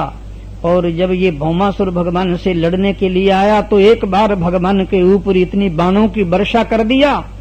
सत्यभामा घबराई। सत्यभामा ने कहा महाराज इसे मारते क्यों नहीं हो। ये सत्यभामा पृथ्वी का अवतार है महाराज, जब तक मुंह से न कहे मारे कैसे। भगवान ने भौमासुर को मार दिया और पृथ्वी आई। उन्होंने भगवान से प्रणाम किया और भगवान को आकर कहा कि महाराज इस पूरी जेल के अंदर 16,100 कन्याएं जेल में रखी हुई हैं। उसी समय आकर पृथ्वी देवी ने वो कुंडल दे दिए और वो छत्र भी दे दिया और सुमेरु का मणिमय वो टुकड़ा भी दे दिया। भगवान श्याम सुंदर जब उन कन्याओं को देखने के लिए चले तो सत्यभामा उनके साथ थी। सुखदेव जी कह रहे हैं परीक्षित राजा, जब उन 16,100 कन्याओं ने भगवान श्याम सुंदर को देखा, नंद नंदन पीताम्बर धारी को देखा और मुरली मनोहर को देखा, उसी समय उन्होंने अपने मन में संकल्प कर लिया कि हम तो श्याम सुंदर का ही वर्ण करेंगी। भगवान श्याम सुंदर ने कहा जिस जिस कन्या का जहाँ जहाँ मन हो वहाँ पहुँचा दो एक साथ सबने कहा हम तो तुम्हारे से ही विवाह करेंगे। सत्यभामा ने थोड़ा नाक भौं सिकोड़ा। भगवान श्याम सुंदर ने कहा तुम्हारे सामने 16,100 कन्याएं कह रही हैं, अब मैं कहाँ जाऊं, तुम्हारी बात मानूं जो इनकी बात मानूं। सुखदेव जी कह रहे हैं परीक्षित राजा, भगवान ने भौमासुर के बेटे भगदत्त को गद्दी दे दिया और कह दिया इन सबको द्वारका में पहुंचा दो। और उसके बाद भगवान माता आदित्य के कुंडल लेकर और वरुण का छत्र लेकर और सुमेरु का मणिमय वो टुकड़ा लेकर सीधे स्वर्ग में गए। स्वर्ग में जाकर भगवान श्याम सुंदर ने इंद्र से अदिति के कुंडल दे दिए और वरुण का छत्र पहुंचा दिया और सुमेरु का मणिमय टुकड़ा पहुंचा दिया। इतने में महाराज घूमते घुमाते कुछ इंद्राणी की, इंद्र की पत्नी जो इंद्राणी थी उसकी दासियां कल्प वृक्ष का फूल ले आई।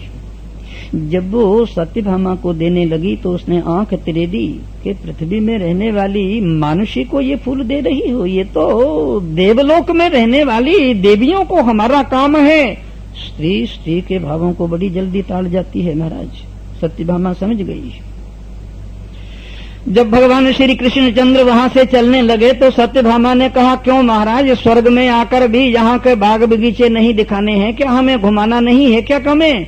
भगवान नंदन वन में ले गए सत्यभामा को। सत्यभामा गरुड़ से उतरी, सीधे कल्प वृक्ष में जाकर नीचे बैठ गई। कहा चलिए जाइए द्वारका, आप मैं तो यहीं रहूंगी। भगवान ने कहा क्या हो गया। उसने कहा देखो ये कल्प वृक्ष उखाड़ कर यदि वहां जाकर मेरे भवन में ले जाओगे तो चलूंगी, नहीं चलूंगी नहीं। भगवान ने कल्प वृक्ष को उखाड़ा, गरुड़ पर रखा। जब चलने लगे तो देवराज इंद्र ने लड़ाई छेड़ी उससे, हमारा कल्प वृक्ष यहाँ से कैसे लगाओगे। सुखदेव जी कह रहे हैं परीक्षित राजा, भगवान का इंद्र के साथ युद्ध हुआ और उसका मुंह तोड़ दिया। वो कल्प वृक्ष भगवान ने सत्यभामा के घर में आकर लगा दिया। अब भगवान श्याम सुंदर ने अपनी योग माया और विश्वकर्मा को कहा कि 16,100 भवन बनाओ, लेकिन सब एक से, किसी को दूसरे के प्रति ईर्ष्या न हो। एक से भवन, एक सा फर्नीचर, एक से तालाब, सब एक ढंग के बनाए और 16,100 यज्ञ वेदियां बनी और 16,100 ब्राह्मण बनाए और भगवान ने 16,100 रूप बनाकर इन पत्नियों से, इन कन्याओं से विवाह किया। और भगवान की पत्नियों की संख्या होगी 16,108। सुखदेव जी कह रहे हैं परीक्षित राजा, भगवान श्याम सुंदर सुधन्वा सभा में बैठे हुए हैं और सारे यादव उनके अगल बगल में बैठे हुए हैं। इस समय भगवान को 2 निमंत्रण मिले हैं महाराज। एक तो जरासंध की जेल में जितने राजा बंदी थे उन्होंने भगवान से निमंत्रण भेजा है कि महाराज ये इतना क्रूर और इतना कठोर और इतना अन्यायी है और किसी दिन ये हमारी बलि चढ़ा देगा, हमें मार देगा। आपके अतिरिक्त तो हमारा कोई कल्याण करने वाला नहीं है। और दूसरा संदेश लेकर महाराज नारद जी आए हैं हस्तिनापुर से। सुखदेव जी कह रहे हैं परीक्षित राजा, जब नारद जी आए तो भगवान ने उनका सम्मान किया, उनका सत्कार किया। नारद जी से पूछा, नारद जी कहाँ से आ रहे हो। उन्होंने कहा हस्तिनापुर से आ रहा हूँ, आपके लिए धर्मराज युधिष्ठिर ने एक संदेश भेजा है और बुलाया है आपको हस्तिनापुर में। भगवान श्याम सुंदर ने कहा कौन सा संदेश लेकर आए हो धर्मराज का। पांडव ठीक से तो है ना, कुंती ठीक है, सुभद्रा ठीक है, द्रौपदी ठीक है, उत्तरा ठीक से तो है, क्या महाराज सब ठीक से हैं। धर्मराज युधिष्ठिर राजसूय यज्ञ करना चाह रहे हैं। राजसूय यज्ञ वही राजा कर सकता था महाराज जिसके अंडर में सारे राजा आ जाएं। धर्मराज युधिष्ठिर कह रहे हैं कि मैं राजसूय यज्ञ करके भगवान श्याम सुंदर की पूजा करना चाहता हूँ और इस पृथ्वी का भगवान की कृपा से एक छत्रपति सम्राट बनना चाहता हूँ। भगवान श्याम सुंदर सोचने लगे। भगवान श्याम सुंदर ने उद्धव को बुलाया, पूछा उद्धव और पूछा नारद जी से कि हमें पहले कहाँ चलना चाहिए, जरासंध के बंदी राजाओं को छुड़ाना चाहिए या पहले हमें हस्तिनापुर में जाना चाहिए। उद्धव तो महाराज इतने बुद्धिमान थे, आप लोगों को मालूम है। वृषीणाम प्रवरो मंत्री कृष्णस्य दयिता सखा शिष्यो बृहस्पते साक्षात उद्धवो बुद्धि सत्तमः। ये उद्धव बड़े बुद्धिमान हैं, बड़े विद्वान हैं, बड़े समझदार हैं, जानते हैं, समाज नीति जानते हैं, धर्म नीति जानते हैं और बड़ी गहराई से हर चीज का अवलोकन करते हैं। तो भगवान श्याम सुंदर पूछने लगे, उद्धव बोलो हमें पहले कहाँ जाना चाहिए। श्रीमद् भागवत महापुराण में सुखदेव जी राजा परीक्षित से कह रहे हैं, परीक्षित तो ये उद्धव भगवान का मित्र भी है, सखा भी है, स्नेही भी है, भगवान का आत्मीय भी है, भगवान का भक्त भी है, सब कुछ उद्धव में सारे गुण हैं।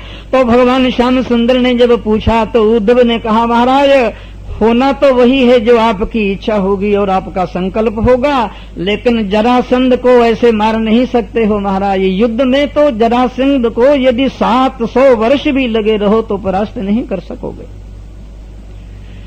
17 बार 18 बार हमले करके मथुरा से उसने आपको उजाड़ कर द्वारका में भेज दिया। जरासंध को जब तक जीता नहीं जाएगा धर्मराज युधिष्ठिर राजसूय यज्ञ कर कैसे सकेंगे।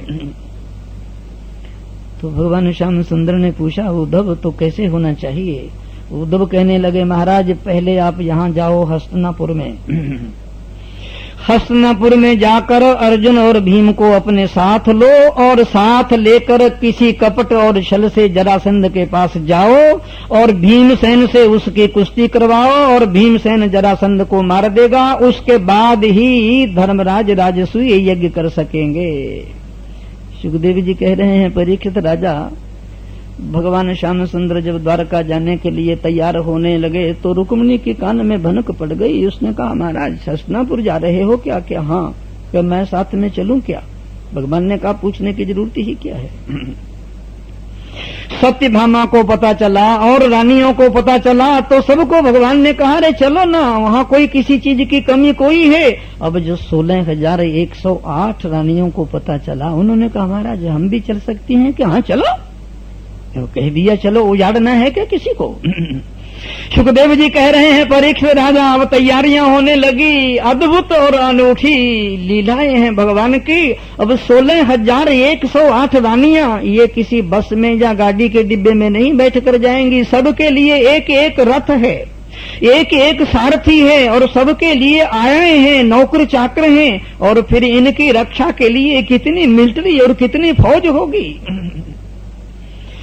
सुखदेव जी कह रहे हैं, परीक्षित राजा भगवान श्याम सुंदर ने सबको आज्ञा दे दिया और सदल बल के साथ हस्तिनापुर की ओर बढ़े। और जैसे पांडवों को पता चला कि भगवान श्याम सुंदर नंद नंदन और पीताम्बर धारी आ रहे हैं तो पांचों पांडव धर्मराज युधिष्ठिर को आगे किए हुए आगे बढ़ रहे हैं। और दूर से ही भगवान ने जब धर्मराज युधिष्ठिर को देखा तो रथ से छलांग लगा दिया।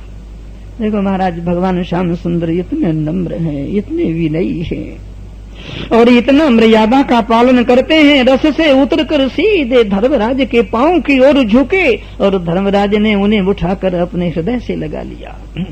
फिर अर्जुन से मिले, भीम से मिले, नकुल सहदेव से मिले।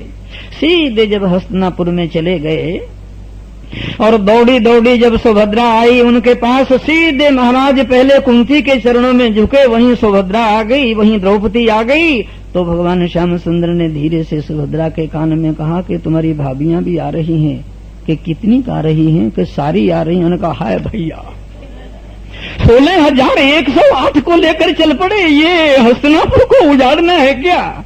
महाराज भगवती कुंती के कान में ये आवाज पड़ी। उसने कहा, अरे ओ सुभद्रे, ओ द्रौपदी, ये तो हमारा सौभाग्य है, ये तो हमारी खुशनसीबी है।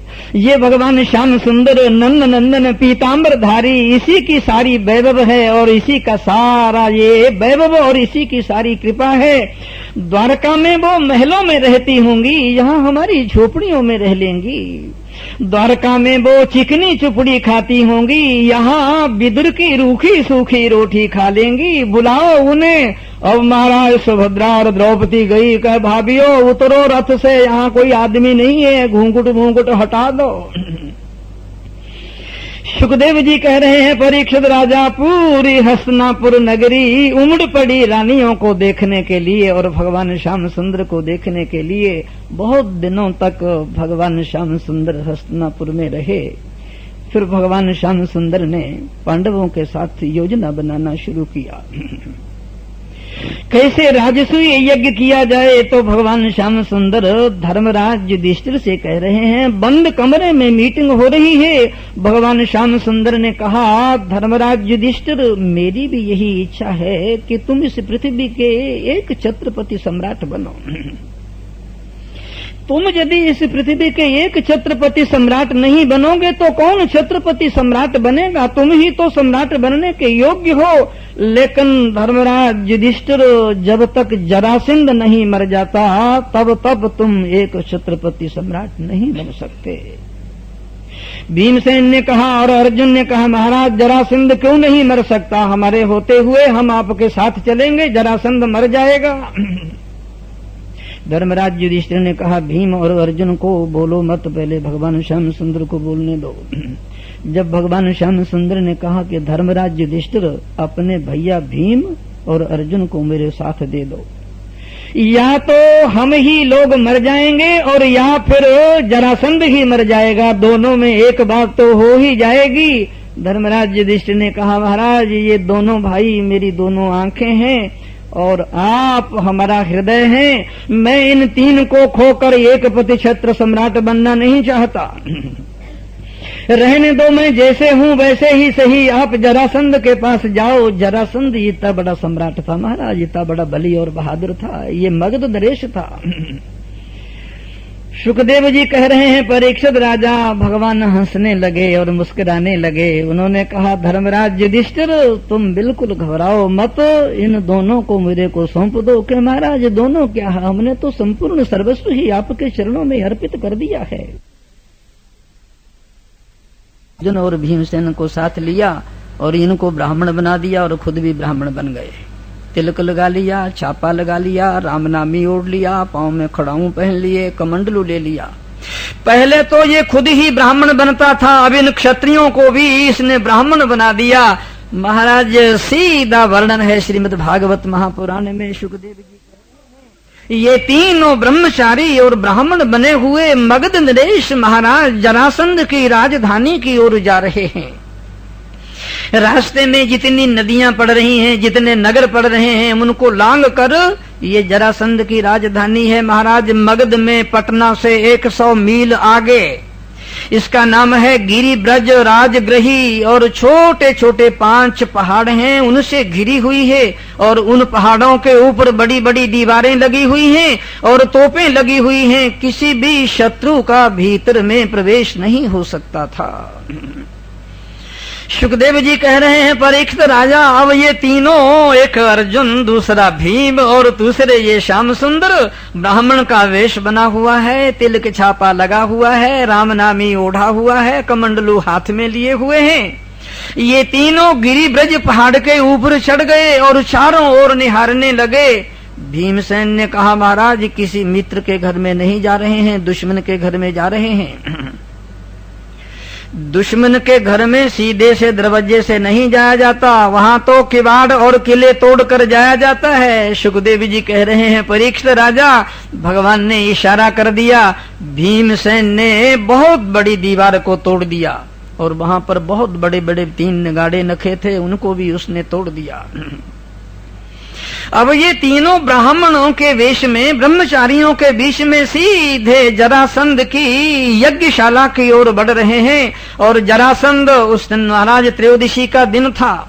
जरासंध यज्ञशाला में बैठा हुआ आशुतोष भगवान शंकर का पूजन कर रहा था, रुद्राभिषेक कर रहा था भगवान शंकर का। चारों ओर ब्राह्मण बैठे हुए थे और पूजन हो रहा था। जरासंध ने दूर से देखा, अरे इतने तेजस्वी 3 ब्राह्मण मेरी यज्ञ कुंड की ओर चले आ रहे हैं। जरासंध ने सोचा, कहीं ऐसा तो नहीं कि ब्रह्मा, विष्णु और महेश तीनों ही ब्रह्मचारी रूप में आ रहे हों। सुखदेव जी कह रहे हैं, परीक्षित राजा, भगवान श्याम सुंदर ने पहले ही अर्जुन और भीमसेन से कह दिया था कि तुम तो मौनी बाबा बन जाओ, बोलना बिल्कुल नहीं। जरासंध से जो भी बातचीत करूंगा और मैं ही करूंगा। यदि जरा सा भी इधर उधर हो गया तो मामला गड़बड़ा जाएगा। इनको तो बना दिया मौनी बाबा। जब तक मैं इशारा न करूं तो मौन नहीं खोलना। जैसे जैसे ये तीनों देवता ब्राह्मण के वेश में यज्ञ की ओर बढ़ रहे हैं। सुखदेव जी कह रहे हैं, परीक्षित राजा जैसे ही यज्ञ मंडप में पहुंचे उस समय जरासंध उठकर खड़ा हो गया। उसने साक्षात दंडवत प्रणाम किया, बड़ी बेदी पर बिठाया, चरण धोए, चरणामृत लिया, आरती उतारी और प्रणाम करके कहा, महाराज आज्ञा करो, क्या आपकी इच्छा है? भगवान श्याम सुंदर ने कहा, ये मेरे मित्र, ये दोनों दोस्ती, ये ब्रह्मचारी, इनका मौन रखा हुआ है। ये मौनी बाबा हैं। इनका मौन रात्रि को 12 बजे खुलेगा। यदि मेरे अकेले से बात करनी हो तो मैं तैयार हूं। यदि तीनों से बात करनी हो तो आधी रात के समय बात होगी। सुखदेव जी कह रहे हैं, परीक्षित भगवान श्याम सुंदर की बात सुनकर जरासंध ने कहा, तो एक से क्या बात करनी है, तीनों से बात करेंगे। आधी रात के समय मैं आऊंगा। जरासंध यूं कहकर महलों में चला गया और यज्ञशाला में इनको रहने के लिए स्थान दे दिया। और जब जरासंध महलों में पहुंचा तो खबर दिया कि महाराज, ये वो 3 देवता जो ब्राह्मण आए हैं उन्होंने किले की दीवार तोड़ दी है और उन्होंने बड़े बड़े नगाड़े भी तोड़ दिए हैं। और एक माली माला लेकर आ रहा था, उसके कान में तमाचा मारकर मालाएं छीन ली हैं। जरासंध के कान भड़के। कहे, संदेह तो मुझे भी हो रहा था कि ये ब्राह्मण नहीं है। इतना तेज था, इतना बल था, इतनी ऊर्जा थी। उसके हाथ पर गांडीव की डोरी के चिन्ह लगे हुए थे। संदेह तो मुझे भी हुआ। जरासंध ने कहा, मेरी सेना ले जाओ और यज्ञशाला को घेर लो दो चारों ओर से। मगध देश महाराज जरासंध के सैनिकों ने यज्ञशाला को घेर लिया। भगवान श्याम सुंदर कहने लगे, भीमसेन, ये नई मुसीबत में डाल दिया तूने। ये हमारी करतूत का पता चल गया जरासंध को। सुखदेव जी कह रहे हैं, परीक्षित राजा, आधी रात के समय जरासंध जब यज्ञशाला में आया, भोजन की 3 थालियां रखी पड़ी थी, किसी ने खाया नहीं था। जरासंध ने आते ही कहा, आप लोगों ने भोजन क्यों नहीं किया? भगवान श्याम सुंदर कहने लगे, भोजन मित्र का किया जाता है, भोजन दुश्मन का नहीं किया जाता। जरासंध की आंखें लाल हो गई और पसीना आ गया। उसने कहा, तुम हो कौन, पहले ये बताओ मुझे। ब्राह्मण वेश में बने हुए भगवान श्याम सुंदर ने कहा, देखो, पहले तुम प्रतिज्ञा करो, हम ब्राह्मण हैं, तुमसे मांगने के लिए आए हैं और तुम अब तक कोई भी ब्राह्मण तुम्हारे दरबार में आया है बिना मांगे खाली नहीं गया। पहले प्रतिज्ञा करो कि जो मांगोगे वही दोगे। जरासंध ने कहा, तुम ब्राह्मण बनकर आए हो, चाहे कोई भी हो, लेकिन जो मांगोगे वही दो, मैं प्रतिज्ञा कर रहा हूं। भगवान श्याम सुंदर ने जरासंध को फंसा लिया, प्रतिज्ञा करवा लिया यज्ञशाला में। आशुतोष भगवान के सामने जब उसने प्रतिज्ञा कर लिया जरासंध ने, अब जरासंध कहने लगा, तुम जरा बोलो तो सही, हो कौन? भगवान श्याम सुंदर ने कहा, ये पांडु के दोनों बेटे हैं, इसका नाम भीम है और इसका नाम अर्जुन है। जरासंध ने कहा, तुम जो घंटे भर से चबर चबर चबर कर रहे हो, तुम कौन हो जो तुम्हारी कतरनी सी चल रही है? भगवान श्याम सुंदर ने कहा, रे जरासंध, मुझे नहीं पहचान रहा तू? मैं तो तेरे मामा को मारने वाला वसुदेव का बेटा वासुदेव कृष्ण हूँ।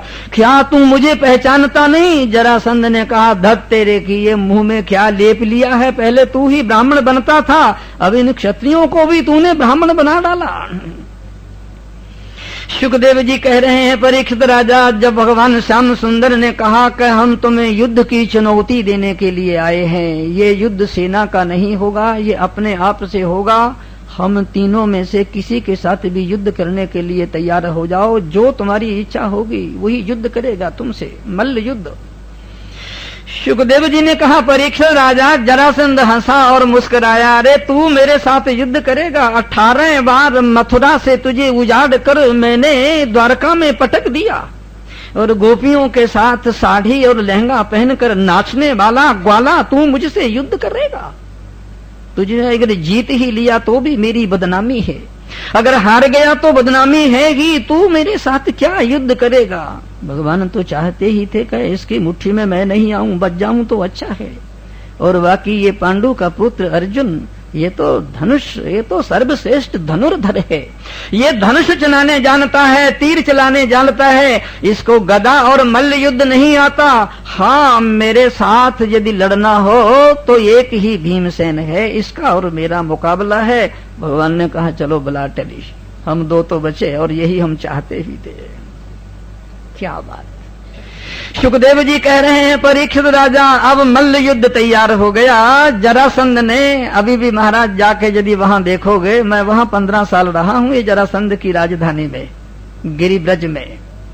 अभी भी जाकर देखो, अखाड़े में ऐसा सुंदर महाराज मट्टी है वहां की, सफेद रंग की, क्या तुम्हारे बंबई वालों के साथ पाउडर होगा। अब तो गवर्नमेंट ने वहां से बंद कर दिया है, कोई मट्टी उठा नहीं सकता। सफेद रंग की, कितना दूध डाला जाता था, कितनी चीज डाली थी। ये जरासंध बड़ा भारी पहलवान था गदा युद्ध में और मल्ल युद्ध में।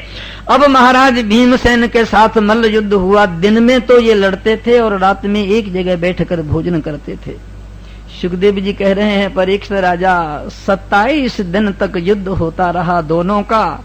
27वें दिन भीमसेन ने भगवान से कहा, महाराज तुम तो खा पी कर आनंद से बैठे रहते हो और जरासंध ने मेरी हड्डी हड्डी चूर कर डाली, कृपा करो मेरे से ये काम नहीं होगा। भगवान ने कहा, रे भीमसेन, इतना खाने वाला आदमी भी डरता है। फिर भगवान श्याम सुंदर ने रात को भीमसेन को बुलाकर जरासंध का पूरा इतिहास सुनाया। भगवान श्याम सुंदर कह रहे हैं कि भीमसेन, ये जरासंध जब पैदा हुआ था तो 2 टुकड़े थे। जरा नाम की राक्षसी ने इसे जोड़ दिया था। ऑपरेशन हुआ है जरासंध का। जिस समय अखाड़े में पटको इसे तो दातन की तरह इसे चीर देना, लेकिन ख्याल रखना इधर का टुकड़ा इधर और इधर का टुकड़ा उधर होना चाहिए। भीमसेन ने कहा, ये 27 रोज मेरी हड्डियां क्यों तोड़वाई, ये पहले दिन ही बोल देते तो क्या अच्छा होता। मार मार मेरी पसलियां तोड़ दी इसने, पहले दिन ही ये बात क्यों नहीं की। भगवान श्याम सुंदर कहने लगे, अर्जुन भीमसेन, ये तेरे युद्ध की कला देखने की हमारे मन में इच्छा थी। 28वें दिन युद्ध हुआ महाराज। भीमसेन ने जरासंध को अखाड़े में पटक दिया और दोनों टांगों को लेकर चीर कर एक इधर और एक उधर फेंक दिया। अब कोलाहल मच गया पूरे गिरिब्रज में। उसी समय भगवान श्याम सुंदर ने जरासंध के बेटे सहदेव को गद्दी पर बिठा दिया और पूर्ण घोषणा कर दिया कि जरासंध की गद्दी का मालिक इसका बेटा सहदेव है।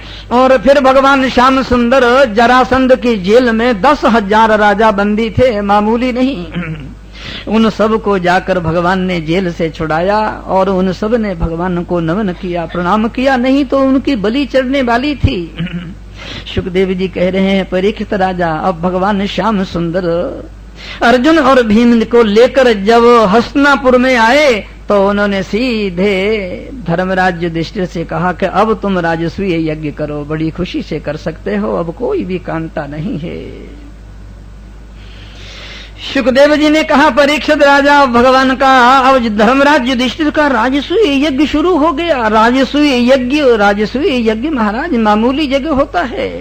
सारे भारतवर्ष के जितने राजा महाराजा, जितने सम्राट और जितने ऋषि, जितने मुनि और जितने महात्मा, इतने सारे कौरवों को बुलाया और सबकी एक एक ड्यूटी दे दिया, ये काम करेगा, ये काम करेगा, ये काम करेगा। भगवान श्याम सुंदर ने धर्मराज से कहा, मुझे कौन सी ड्यूटी दे रहे हो काम करने की। धर्मराज ने कहा, महाराज आप तो हमारा जीवन है, आप तो हमारे सर्वस्व हैं, आप तो हमारी आत्मा है, आप तो हमारे प्राण हैं। भगवान श्याम सुंदर ने कहा, ऐसा कहने से काम नहीं चलेगा। सुखदेव जी कह रहे हैं, ओ परीक्षित राजा, भगवान श्याम सुंदर ने कहा, इस तुम्हारे राजसूय यज्ञ में जितने ऋषि आएंगे, मुनि आएंगे, महात्मा आएंगे, मैं उनके चरण कमल धोऊंगा, शरणामृत लूंगा, उनके जूते झाड़ूंगा, उनके लिए आसन बिछाऊंगा। आय हाय हाय। अनंत कोटि ब्रह्मांड नायक भगवान और द्वारकाधीश भगवान ये धर्मराज के राजसूय यज्ञ में इसलिए ये काम कर रहे हैं कि राजसूय यज्ञ में कोई भी नाराज ना हो जाए, कोई भी असंतुष्ट ना हो जाए, किसी का किसी तरह अपमान ना हो। सुखदेव जी कह रहे हैं, परीक्षित राजा, जिस समय धर्मराज युधिष्ठिर का राजसूय यज्ञ चल रहा था और सभी राजा महाराजा आए हुए थे और अब अंतिम आहुति होने वाली थी। महाराज आखिरी दिन में एक बवंडर पैदा हो गया। आखिरी दिन में अग्र पूजा होती है एक राजसूय यज्ञ में। जितने राजा आते हैं, महाराजा आते हैं, जितने सम्राट आते हैं, सभी लोगों की पूजा होती है, लेकिन एक अग्र पूजा होती है। अग्र पूजा का मतलब है जो सबसे बड़ा हो, जो सबसे श्रेष्ठ हो, जो सबसे उत्तम हो, उसको ऊंचे सिंहासन पर बिठाकर उसकी पूजा की जाती है। जब धर्मराज युधिष्ठिर ने, जहां भीम था, द्रोणाचार्य थे और जहां पांचों पांडव थे, द्रौपदी थी, कुंती थी, सुभद्रा थी, तो धर्मराज युधिष्ठिर ने सभा में खड़ा होकर कहा कि महाराज अग्र पूजा किसकी होनी चाहिए। अभी भीष्म पितामह बोलने के लिए तैयार ही थे, लेकिन ये पांडवों का छोटा भाई सहदेव खड़ा हो गया। उसने कहा महाराज अग्र पूजा तो भगवान श्याम सुंदर की ही होनी चाहिए। श्याम सुंदर से बड़ा संसार में और है कौन। लेकिन महाराज धर्मराज युधिष्ठिर को खतरा था। भगवान से द्वेष करने वाले भी बहुत लोग थे। भीष्म पितामह ने खड़े होकर इसका समर्थन कर दिया। उसने कहा धर्मराज युधिष्ठिर भगवान श्याम सुंदर से श्रेष्ठ और भगवान सुंदर से उत्तम और भगवान सुंदर से बहुत बड़ा कौन होगा। भगवान ने बड़ा इनकार किया, मने किया कि किसी और की पूजा करो, मेरी पूजा मत करो। लेकिन महाराज भीमसेन दौड़े, भगवान को अपनी भुजाओं में भरा और ऊंचे सिंहासन पर बिठा दिया और चरण चलने लगे, चरणामृत देने लगे। द्रौपदी चली आई, कुंती चली आई, सुभद्रा चली आई, शहनाइयां बजने लगी, मिठाइयां बटने लगी और बाजे बजने लगे। महाराज ये 3 जन्म का भगवान का बैरी शिशुपाल, आग लग गई बदन में, नख से लेकर चोटी तक 3 जन्म का बैरी है। ये भगवान का द्वारपाल है महाराज, जिसको सनकादिकों ने शाप दिया था। ये कोई मामूली आदमी नहीं है शिशुपाल। जब शिशुपाल को पता चला रे इस ग्वाले की पूजा हो रही है और अग्र पूजा हो रही है, सुखदेव जी कह रहे हैं परीक्षित राजा, ये शिशुपाल सभा में आकर खड़ा हो गया। महाभारत में शिशुपाल की इतनी सुंदर स्पीच है महाराज, मैंने आज तक इतनी सुंदर स्पीच नहीं पढ़ी है। इतना सुंदर बोला है शिशुपाल। शिशुपाल ने धर्मराज युधिष्ठिर को फटकारा, द्रोणाचार्य और भीष्म पितामह को फटकारा। उन्होंने कहा किसकी पूजा कर रहे हो तुम, एक ग्वाले की। यहाँ बड़े बड़े विद्वान बैठे हैं, बुद्धिमान बैठे हैं, धर्मात्मा बैठे हैं, धर्मज्ञ बैठे हैं, और ये ग्वाला गोपियों की और ग्वालों की जूठन खाने वाला, इसकी पूजा कर रहे हो। सुखदेव जी कह रहे हैं परीक्षित राजा, इतना बिजली की तरह कड़का ये शिशुपाल आधे से अधिक राजाओं को अपनी ओर कर लिया इसने।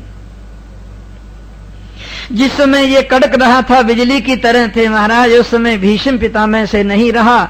भीष्म पितामह ने कहा, ओ शिशुपाल, तुम्हारी गीदड़ भभकियों से डरने वाले हम नहीं हैं।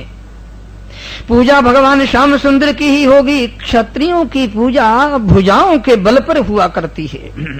क्षत्रियों की पूजा किया जाती है बल के कारण, और ब्राह्मणों की पूजा की जाती है विद्या और बुद्धि के कारण और ज्ञान के कारण, और शूद्रों की पूजा की जाती है सेवा और सत्कार के कारण, और वैश्यों की पूजा होती है धन और संपत्ति के कारण। ये चारों चीजें हमारे श्याम सुंदर में मौजूद हैं। इनसे बड़ा बलि संसार में कोई भी नहीं है आज। और जहां तक विद्या और बुद्धि और ज्ञान की बात है, भगवान का पार कौन पा सकता है, और धन और संपत्ति भी इनके पास अपार है। और जहां तक सेवा की बात है, ये चरण धो रहे हैं, चरणामृत ले रहे हैं, आरती उतार रहे हैं, लोगों की जूठी पत्तलें उठा रहे हैं। सुखदेव जी कह रहे हैं परीक्षित राजा, जब भीष्म पितामह ने खड़े होकर कहा कि पूजा भगवान की ही होगी, फिर उसके बाद महाराज भीष्म पितामह को फटकारने लगा शिशुपाल, ये तो बूढ़ा है, ये तो पागल है, ये तो नपुंसक है। बहुत चढ़कर बातें की और उसके बाद भगवान श्याम सुंदर को गालियां देने लगा। जैसे जैसे गाली देता जाता है, भगवान एक लकीर खींचते चले जा रहे हैं। ये भगवान की फुआ का ही तो बेटा है महाराज शिशुपाल। पैदा होते ही फुआ ने बर ले लिया था कि ये आपके हाथ से मरने वाला है, आप वचन दे दो शिशुपाल की 101 गालियों को भगवान ने कहा मैं क्षमा करूंगा। जब 101 गाली हो गई, अब भगवान श्याम सुंदर उस सभा में खड़े हो गए और उनकी इस अंगुली पर सुदर्शन चक्र नाचने लगा। सुखदेव जी कह रहे हैं परीक्षित राजा, भगवान श्याम सुंदर खड़े हो गए, उन्होंने भरी सभा में कहा न दूये सातुति सुनु जन महियम अपराध्यति यत्तु दंदह्यते लोका मदो दुखा करोति वाम।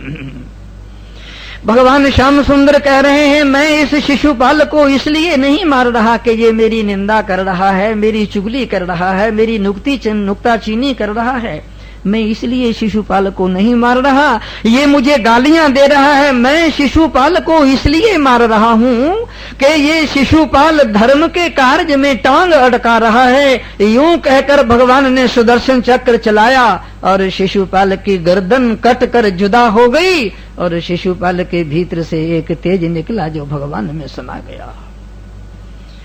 सुखदेव जी कह रहे हैं परीक्षित राजा, सारा मामला शांत हो गया और धर्मराज का युधिष्ठिर का जो यज्ञ था वो पूर्ण हो गया, अभिवृत स्नान हो गया। उसके बाद ये महाराज शिशुपाल का एक दोस्त था, ये सौभ नरेश महाराज शल्य, ये इनका दोस्त था। इसने हवाई हमले से पूरी द्वारका पर चढ़ाई कर दिया। जब भगवान बलराम और श्याम सुंदर द्वारका में पहुंचे तो देखा द्वारका तहस नहस करी पड़ी थी। भगवान श्याम सुंदर को पता चला कि सौभ नरेश महाराज शल्य ने द्वारका को उजाड़ दिया है। बलराम को तो भगवान ने द्वारका में भेज दिया और खुद सौभनाथ ने शल्य के साथ लड़ने के लिए चले। बहुत देरी तक भगवान का उससे संग्राम हुआ और भगवान ने उसके रथ को तोड़ दिया और गर्दन उसकी सुदर्शन चक्र से भगवान ने धड़ से पृथक कर दिया। और जब भगवान आगे बढ़े तो महाराज दंत वक्र आ रहा था हाथ में गदा लेकर। ये दूसरा द्वारपाल है। जिस समय ये चल रहा था पृथ्वी कांप रही थी, दिग्गज डोल रहे थे, चारों ओर अंधकार छाया हुआ था। ये भगवान के सामने आकर खड़ा हो गया। इसने भगवान से कहा अब मेरे से तुम बच नहीं सकते। भगवान श्याम सुंदर ने भी हाथ में गदा ले लिया। थोड़ी देर युद्ध हुई, भगवान ने दंत वक्र को भी मार दिया। दंत वक्र के भी तेज निकला और भगवान श्याम सुंदर ने समा गया। जैसे ही भगवान श्याम सुंदर द्वारका में गए, सुखदेव जी कह रहे हैं परीक्षित राजा, अब भगवान श्याम सुंदर ने जो शेष पृथ्वी का भार बने हुए राजा बचे हुए थे, उनको महाभारत के युद्ध में अर्जुन का सारथी बनकर मरवा दिया। सुखदेव जी कह रहे हैं परीक्षित राजा, अब भगवान ने संपूर्ण पृथ्वी के भार को उतार दिया। अब मन में भगवान ये सोच रहे हैं कि अब और क्या करूं मैं। अब भगवान सोचने लगे और तो कुछ नहीं, लेकिन ये यदुवंशी बचे हुए हैं। यदुवंशी तो मेरी ही कृपा से बचे हैं, लेकिन सर्वसंग परित्यागी सुखदेव जी ने राजा परीक्षित से कहा कि परीक्षित एक छोटा सा चरित्र और बचा है, वो तुम मुझसे सुन लो। जैसे ही उस चरित्र का स्मरण आया, महाराज सुखदेव जी की समाधि लग गई, ध्यान लग गया। सुखदेव जी ने कहा परीक्षित, भगवान का एक मित्र था, एक सखा था, जिसका नाम था सुदामा। सुदामा बड़ा बुद्धिमान था, बड़ा विद्वान था, बहुत ही धर्मात्मा था और भगवान का अनन्य एक निष्ठ भक्त था सुदामा। लेकिन सुदामा बड़ा गरीब था महाराज, इंद्रियों पर संयम था, मन में उसके शांति थी और विषयों के प्रति उसको वैराग्य था। लेकिन घर में खाने पीने की कोई भी व्यवस्था नहीं थी। पत्नी के फटे चीथड़े थे, स्वयं के फटे चीथड़े थे, हड्डियां निकली हुई थी, बच्चे बिलखते थे खाने के लिए। एक दिन पत्नी ने बुलाकर सुदामा से कहा, पता तुम रात दिन कहते हो भगवान श्याम सुंदर हमारे मित्र हैं, हमारे दोस्त हैं, हमारे हमझोली हैं, इकट्ठे पढ़ते रहे हैं, आजकल वो द्वारकाधीश बने हुए हैं, तुम भगवान श्याम सुंदर के पास एक बार हो तो आओ। मैंने तो ऐसा सुना है कि और लोग तो धन संपत्ति बांटते हैं, वो तो जिस पर प्रसन्न होते हैं स्वयं अपने आप को ही दे देते हैं। सुदामा ने अपनी पत्नी से कहा कि मैं मांगने के लिए भगवान के पास नहीं जाऊंगा। तो पत्नी ने कहा मांगने के लिए नहीं, एक बार वैसे ही भगवान के पास हो आओ। सुखदेव जी कह रहे हैं परीक्षित राजा, सुदामा ने अपने मन में सोचा कि मेरी पत्नी मेरी किसी भी बात को इनकार नहीं करती है, सभी बातों को मान लेती है, कम से कम पत्नी की एक बात तो मुझे मान ही लेनी चाहिए। सुखदेव जी कह रहे हैं परीक्षित राजा, जब सुदामा चलने लगे तो उन्होंने कहा मैं अपने मित्र के पास जा रहा हूँ, मुझे उसके स्वभाव का पता है, उसकी प्रकृति का पता है, उसकी नेचर का पता है। वो जाते ही मुझसे कहेगा मेरी भाभी ने खाने के लिए क्या दिया है, कुछ तो दो। अब ब्राह्मणी के घर में तो कुछ था ही नहीं महाराज, पड़ोस में गई वो 4 घरों से 4 मुट्ठी चिवड़ा लेकर आई है। एक घर से तो लाल रंग का मिला, एक घर से सफेद रंग का, एक घर से छोटे दाने का, एक घर से बड़े दाने का। अब ये 4 मुट्ठी चिवड़े को बांधे किसमें, घर में कोई वस्त्र तो था नहीं, कोई फटा पुराना चीथड़ा पड़ा था जिससे बच्चों का नाक पोंछती थी, सड़ा गला, उसी में महाराज ये 4 मुट्ठी चिवड़ा बांध दिया और गठरी बना दी और सुदामा को दे दिया। सुखदेव जी कह रहे हैं परीक्षित राजा, सर्दी के दिन थे, ठंडी के दिन थे, पाला पड़ रहा था और इस सुदामा की फटी हुई धोती थी और फटी हुई चादर थी, फटा हुआ अंगरखा था, नंगे पांव था और नंगे सिर था। ये लाठी टेकता हुआ द्वारका की ओर बढ़ा, एक पीपल के पेड़ के नीचे यूं झपके ले रहा था। भगवान ने अपनी योग माया से कहा उठाओ सुदामा को, यहाँ ले आओ।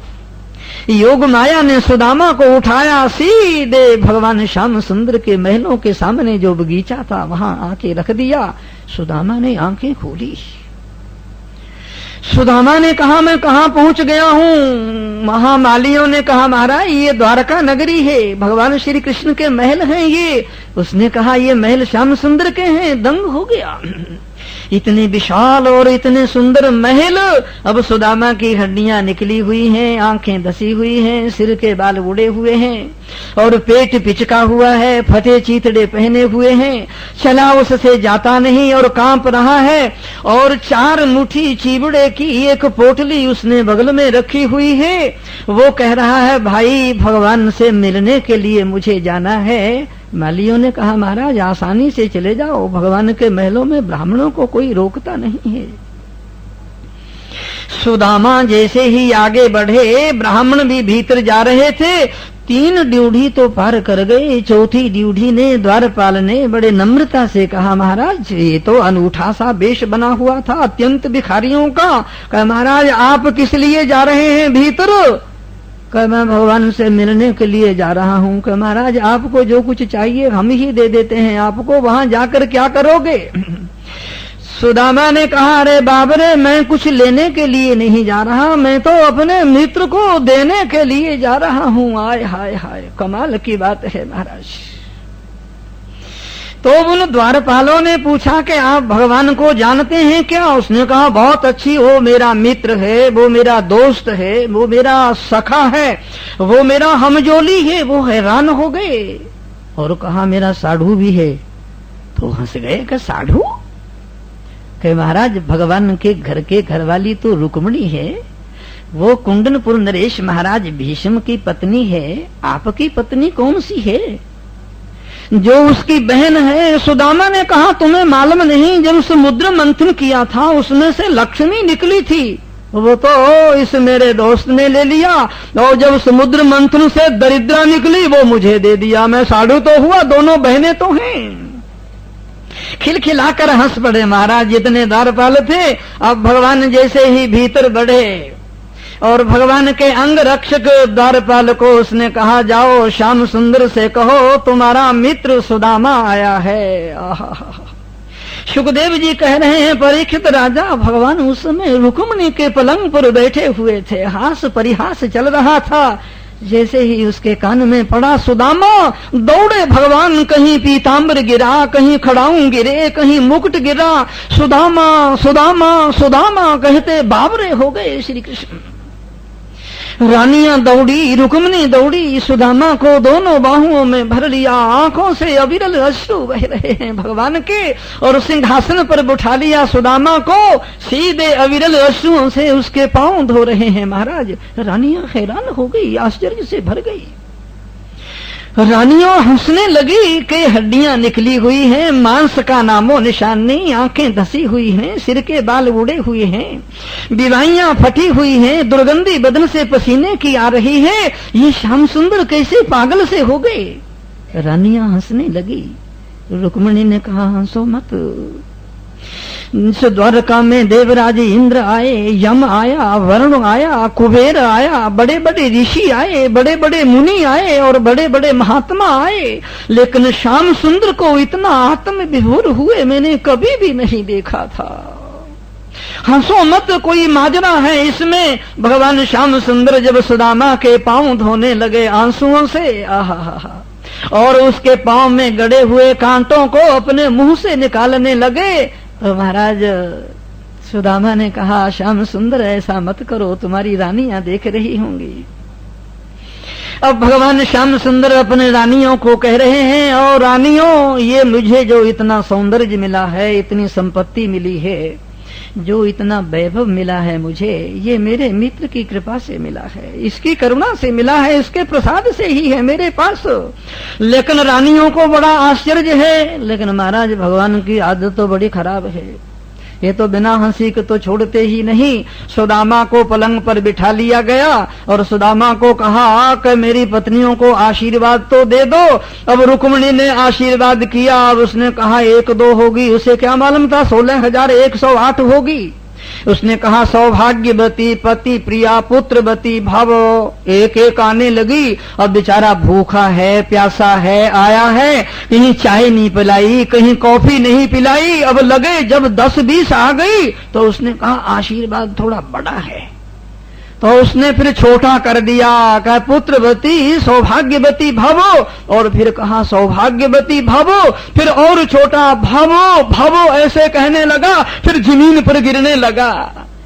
महाराज भगवती रुक्मिणी ने कहा महाराज क्यों इस गरीब ब्राह्मण को मार रहे हो, ये 16,108। फिर भगवान श्याम सुंदर रानियों की ओर से उठे, सुदामा को कहा सुदामा मैं अपनी रानियों की ओर से तुम्हें नमस्कार करता हूँ। और फिर कहने लगे सुदामा बिना स्नान किए तो तुम भोजन नहीं करते हो ना, अब ठंडी के दिन, सर्दी के दिन पाला पड़ रहा है, जबरदस्ती स्नान करवा रहे हैं महाराज। जैसे ही स्नान करने के लिए मंडप में गए तो वहां 16,100 घड़ा पानी का रखा हुआ है। रानी ने एक एक घड़ा अपनी ओर से भेजा है। उसने कहा महाराज ये क्या है, कहा एक एक घड़ा आया है, एक एक रानी की ओर से आपको स्नान करना ही पड़ेगा। कहा महाराज भगवान शंकर को बुला लो, मेरी आफ जलेगी, मैं मर जाऊंगा महाराज इस ठंडी में, बचाओ मुझे। भगवान ने एक एक बूंद पानी लिया और सुदामा को नहलाया, और फिर 16,108 धोती आ गई। कहा महाराज मैं तो इसमें लिपट जाऊंगा। कहा नहीं, रानियां नाराज हो जाएंगी, एक एक धोती तो तुम्हें पहननी पड़ेगी रानियों की ओर से। अब एक एक कटोरी चंदन की आ गई। उसने कहा महाराज मैं दब जाऊंगा, आशुतोष भगवान शंकर को लगाओ। और जब खाने के लिए सुदामा के साथ भगवान बैठे तो 16,108 थाली परोस कर आ गई। भगवान कहने लगे सुदामा रानियां नाराज हो जाएंगी, सभी खाना पड़ेगा। कहा महाराज दुर्वासा को बुला लो, मेरे क्यों मारते हो गरीब को। सुखदेव जी कह रहे हैं परीक्षित राजा आज हमारे श्याम सुंदर की लीला बड़ी विचित्र है, बड़ी अलौकिक है। अब भगवान श्याम सुंदर सुदामा को पलंग पर लिए बैठे हैं और उसके बाद भगवान कह रहे हैं कि ये रानियां कह रही हैं कि एक एक दिन तो हमारे घर में रहना ही होगा आपको। सुदामा ने कहा एक एक दिन, 16,108 48 वर्ष से भी ज्यादा हो जाएगा, गुजर जाऊंगा मैं तो महाराज। कहा नहीं महाराज ये तो नहीं चलेगा, एक एक दिन तो मेहमानगी करनी पड़ेगी आपको। उसने कहा श्याम सुंदर अपनी ब्राह्मणी को छोड़कर आया हूँ, गुजर जाऊंगा, कृपा करो मुझ पर। तो भगवान ने कहा ऐसा करो गरुड़ पर बैठ जाओ है, और जरा जरा सा सबकी पूजा होगा। महाराज मैं कभी इस पक्षी पर बैठा नहीं, गिर जाऊंगा। भगवान ने कहा पीताम्र से कस लेता हूँ। सुखदेव जी कह रहे हैं परीक्षित राजा, भगवान श्याम सुंदर नंद नंदन की लीलाएं न्यारी हैं।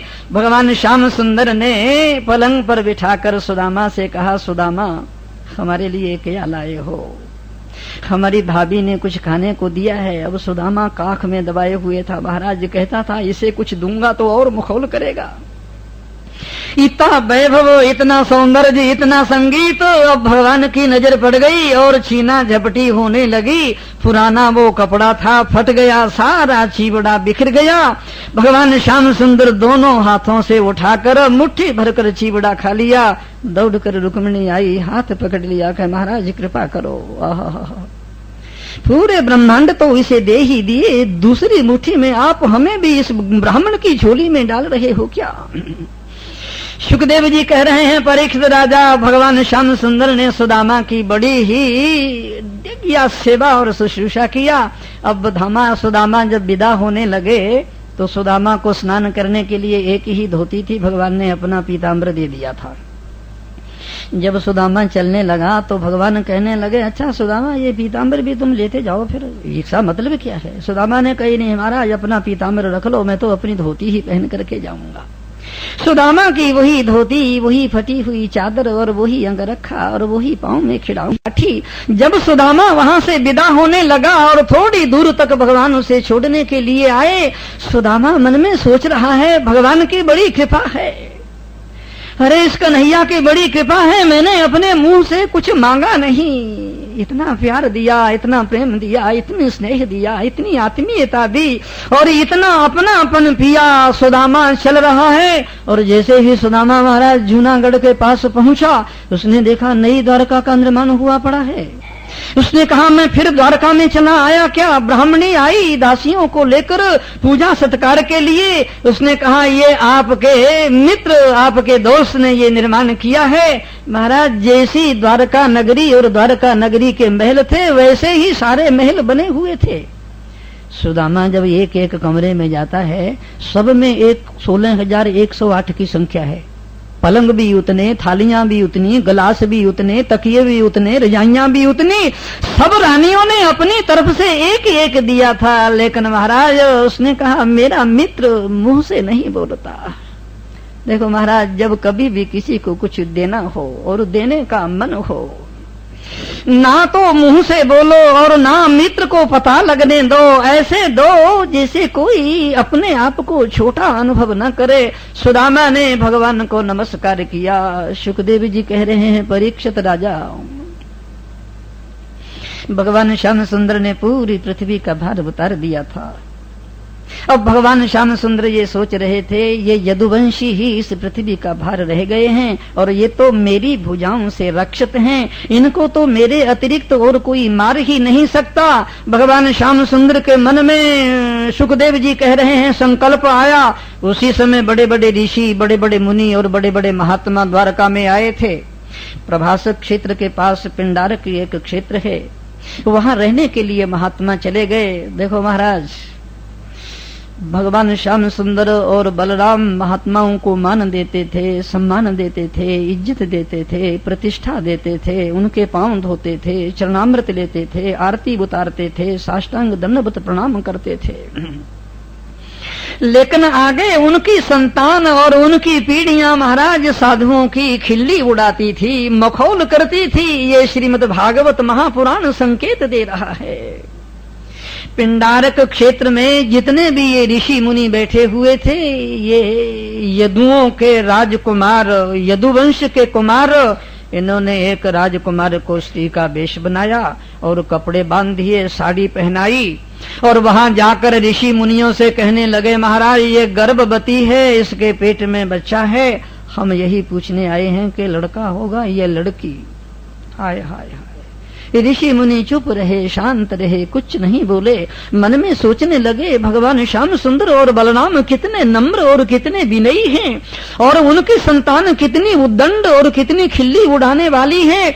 और कोई तो नहीं बोला महाराज, दुर्वासा बैठे थे वहां पर। दुर्वासा ने कहा तुम ये पूछ रहे हो कि लड़की होगी या लड़का? अरे जदुवंशी कुमारो, न लड़की होगी न लड़का, इसके पेट से मूसल पैदा होगा जिससे तुम्हारी सारी जदुवंश का नाश हो जाएगा।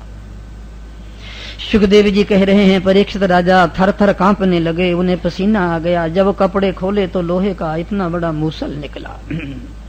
अब डर के मारे, भयभीत के मारे वो श्री कृष्ण के पास नहीं गए। उन्होंने उसी समय लोहार को बुलाया और उसे रितवा कर समुद्र में फेंक दिया। एक छोटा सा टुकड़ा बचा था, उससे समुद्र में फेंक दिया। उसे एक मछली ने निगल लिया। जब मछुआरों ने मछली निकाली और पेट चीरा तो एक टुकड़ा निकला, और उसी समय वहां एक व्याध, एक शिकारी, एक लुब्धक खड़ा था। उसने उस टुकड़े को लेकर तीर में लगा लिया। सुखदेव जी कह रहे हैं परीक्षित राजा, ये भगवान का संकल्प था, ये भगवान की इच्छा थी, ये उसका इरादा था। जगह जगह उसी का संकल्प काम कर रहा है, उसी की इच्छा काम कर रही है। अब महाराज भगवान श्याम सुंदर को दो आदमियों की चिंता है महाराज, एक तो वसुदेव देवकी की और दूसरे उद्धव की। अब भगवान श्याम सुंदर सोच रहे हैं, पूरी पृथ्वी का भार उतर गया है। अब वो सोच रहे हैं कि अभी भी वसुदेव देवकी का मोह नहीं गया है, ममत्व नहीं गया है, आसक्ति नहीं। देखो महाराज, श्रीमद् भागवत महापुराण की कथाओं की ओर ध्यान दो। ये तो पूर्णाहुति है महाराज, ये पूर्णाहुति नहीं है। ये हमारा परीक्षित जो बैठा है ना, प्यारा बेटा, ये सुनील, रास्ते में मुझे बोला कि पूरा नहीं हो रहा है महाराज आज। मैंने कहा क्यों? कहा नहीं नहीं। अरे वाह, लाडला बेटा है, क्या बात, पूरा नहीं हो रहा। समझ गया मैं उसके तौर तरीकों को, बिल्कुल सचमुच है। भागवत कहीं पूरा होता है क्या महाराज? इसकी कहीं पूर्णाहुति होती है क्या महाराज? अब देखिए, वसुदेव देव की भगवान को आंख से देख रहे हैं, कान से सुन रहे हैं, नाक से सूंघ रहे हैं, जीभ से चाट रहे हैं, होठों से प्यार कर रहे हैं, बाहुओं में भरकर उसको आलिंगन में ले रहे हैं, मन से चिंतन कर रहे हैं, बुद्धि से विचारना कर रहे हैं, लेकिन फिर भी मोह नहीं गया, ममत्व नहीं गया, आसक्ति नहीं गई। हाय हाय, देखो मोह की जड़ें बड़ी गहरी हैं। श्रीमद् भागवत महापुराण का सार समझना चाहते हो, मोह की जड़ें बड़ी गहरी हैं, जरा निरीक्षण करो। भगवान श्याम सुंदर ने कहा, जिनके घर में मैंने जन्म लिया, जिन्होंने मुझे पाला पोसा और जिन्होंने मुझे खिलाया और पिलाया, और वही माता पिता के मन में यदि मोह रह जाएगा तो फिर मेरी जिंदगी ही बेकार है। सुखदेव जी कह रहे हैं परीक्षित राजा, भगवान श्याम सुंदर ने सोचा, घर का योगी योग ना महाराज। वो कहते हैं यदि मैं उपदेश देने बैठूंगा तो उपदेश नहीं आएगा। मैं इनका बेटा हूँ, ये मुझसे प्रेम करते हैं, स्नेह करते हैं। उसी समय भगवान श्याम सुंदर ने महाराज नारद जी का स्मरण किया। बीणा बजाते, हरि गुण गाते नारद जी आ गए और नारद जी को उन्होंने इशारा किया, नारद जी वसुदेव देवकी के महलों में जाइए, उन्हें मोह ममता से उनकी झंझट छुड़ा दीजिए। वसुदेव जी के महलों में नारद जी गए। अब नारद जी महाराज वसुदेव देवकी को उपदेश दे रहे हैं। ये 11वां स्कंद है महाराज, पूरे भागवत महापुराण का सार और निचोड़ है, और मेरे पास तो कुल 15 मिनट शेष रहे हैं महाराज। मेरी तकलीफ को भी तो समझो। सुखदेव जी कह रहे हैं परीक्षित राजा, नारद जी ने वसुदेव देवकी को बिठा लिया। नव जोगेश्वरों का संवाद हुआ है महाराज राजा जनक के साथ। वो पूरा संवाद नारद जी ने वसुदेव देवकी को सुनाया। वसुदेव देवकी को नारद जी कह रहे हैं कि ये आत्मा, ये परमात्मा, ये ईश्वर, ये भगवान, ये प्रभु वसुदेव देवकी को कह रहे हैं कि इस संसार में कोई किसी का नहीं है वसुदेव, कोई किसी की नहीं है देवकी। ये जन्म मरण का चक्र तो वैसे ही चल रहा है। हमारी तो भगवान के चरणों में मति और रति होनी चाहिए। नव जोगेश्वरों का संवाद सुनाया और नारद जी ने ऐसा संवाद सुनाया, वसुदेव देवकी के मन में जो थोड़ा सा मोह था, ममत्व था, आसक्ति थी, महाराज उसकी सारी जड़ें उखड़ गई। नारद जी ने वसुदेव देवकी की आंखों में आंखें डाली और देखा इन्हें तो महाराज ज्ञान हो गया है, परम पद मिल गया है, निर्वाण प्राप्त हो गया है और इन्हें तो सब कुछ प्राप्त हो गया है। अब भगवान श्याम सुंदर ने सोचा ये मेरा सखा, ये मेरा मित्र उद्धव शेष रह गया है। और महाराज द्वारका नगरी में बड़े बड़े उत्पात हो रहे थे, अपशकुन हो रहे थे, बिजलियां कड़क रही थी, बादल गरज रहे थे, समुद्रों का जल उछल रहा था, दिन में ही कुत्ते रो रहे थे, सियार रो रहे थे, बड़े बड़े अपशकुन होने लगे द्वारका में। भगवान श्री कृष्ण ने यदुवंशियों को कहा, देखो यदुवंशियों, बड़े बड़े अपशकुन हो रहे हैं और बड़ी बड़े उत्पात हो रहे हैं। ऐसा लग रहा है कि ये उत्पात और ये अपशकुन किसी भावी विपत्ति की, अनिष्ट की सूचना दे रहे हैं। द्वारका में नहीं, तुम सब लोग प्रभास क्षेत्र में चले चलो, वहां यज्ञ करो, हवन करो, महात्माओं की सेवा करो और वहां जाने से ये सारे अनिष्ट टल जाएंगे। जब महाराज उद्धव को मालूम पड़ा कि भगवान श्री कृष्ण लीला संवरण करने वाले हैं, उद्धव बच्चों की तरह फिलक बिलक कर रोने लगा, फूट फूट कर रोने लगा। भगवान श्याम सुंदर के चरण कमल पकड़ लिए और रोने लगा। भगवान से कहने लगा, महाराज मैंने ऐसा सुना है कि आप लीला संवरण करने वाले हैं। भगवान श्याम सुंदर ने उद्धव को अपने पांव से उठाया और हृदय से लगाया, पीताम्बर से उसके आंसू पूछे, कहा उद्धव ये बात सही है? उसने कहा, महाराज मैं तो जी नहीं सकूंगा एक क्षण भी आपके बिना, मैं तो आपके साथ चलूंगा। देखो महाराज, ये वही उद्धव है जो भगवान के साथ खाता है, पीता है, उठता है, बैठता है, भगवान के साथ ही सोता है और भगवान का जूठन खाता है और भगवान के पहने हुए वस्त्र पहनता है और भगवान की धारण की हुई माला को धारण करता है। 24 घंटे निरंतर जो भगवान श्याम सुंदर के साथ रहता है।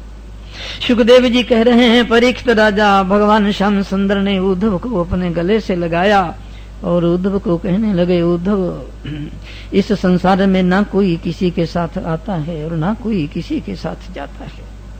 अरे उद्धव, यहाँ जन्म और मरण की बात ही नहीं, अकेला ही आदमी जाता है और अकेला ही आता है।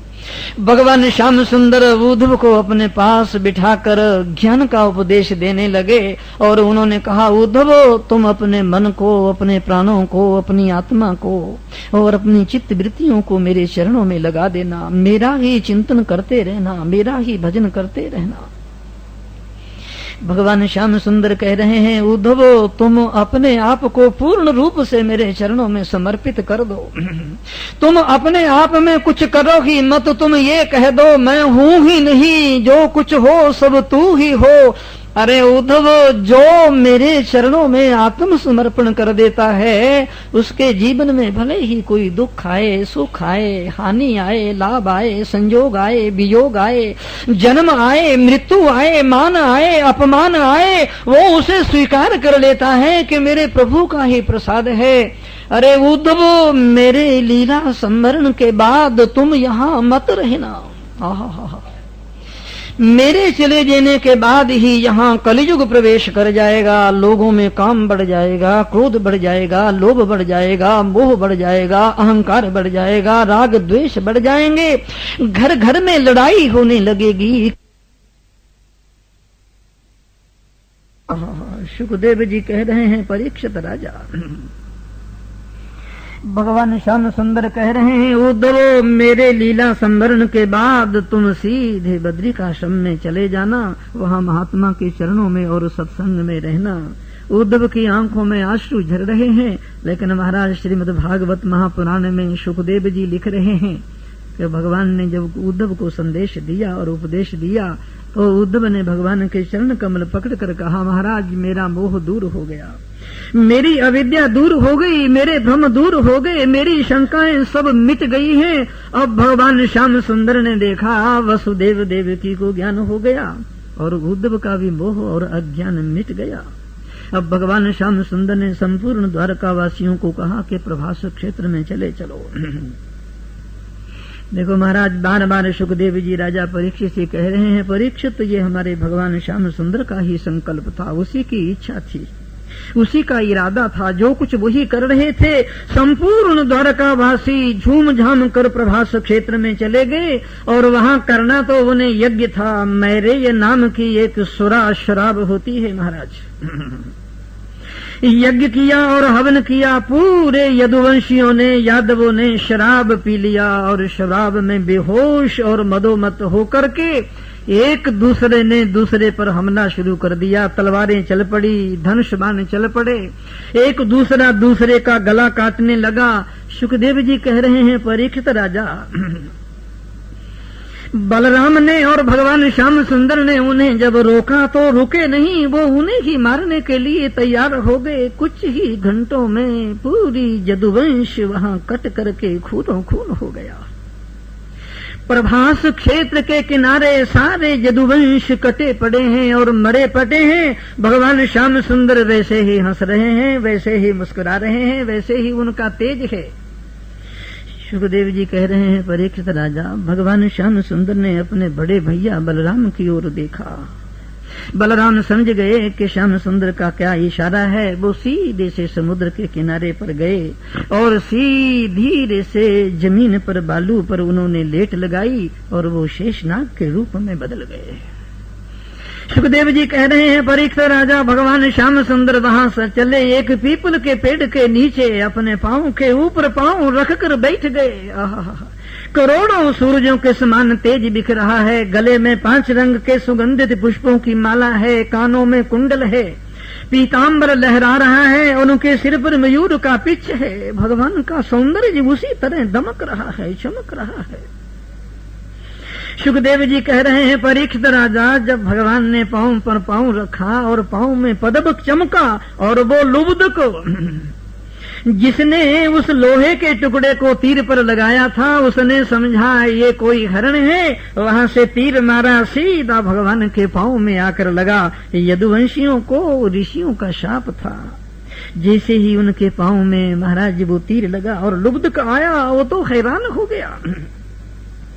जरा नामक व्याध भगवान के चरणों पर पड़ गया, रोने लगा, बिलखने लगा, चीखने लगा। उन्होंने कहा, महाराज सुदर्शन चक्र चलाओ, मेरे हजारों टुकड़े कर दो, मुझे युगों युगों तक नरक में फेंक दो। जिन चरण कमलों की पूजा करनी चाहिए उन पर मैंने तीर चला दिया।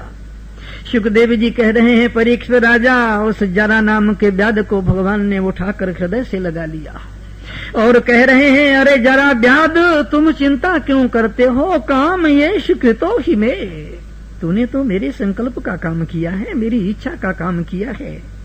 भगवान की ऐसी लीला है महाराज। उसे कहने लगे, इसी शरीर से, अरे जरा, इसी शरीर से तुम्हें मैं अपने से पहले अपने धाम भेज रहा हूँ। इस जरा व्याध को इसी शरीर से उन्होंने अपने धाम भेज दिया। सुखदेव जी कह रहे हैं, परीक्षित राजा, अब भगवान का सारथी द्वारक वहां आया। आंखों में आंसू झर रहे हैं, शरीर में रोमांच हो रहा है।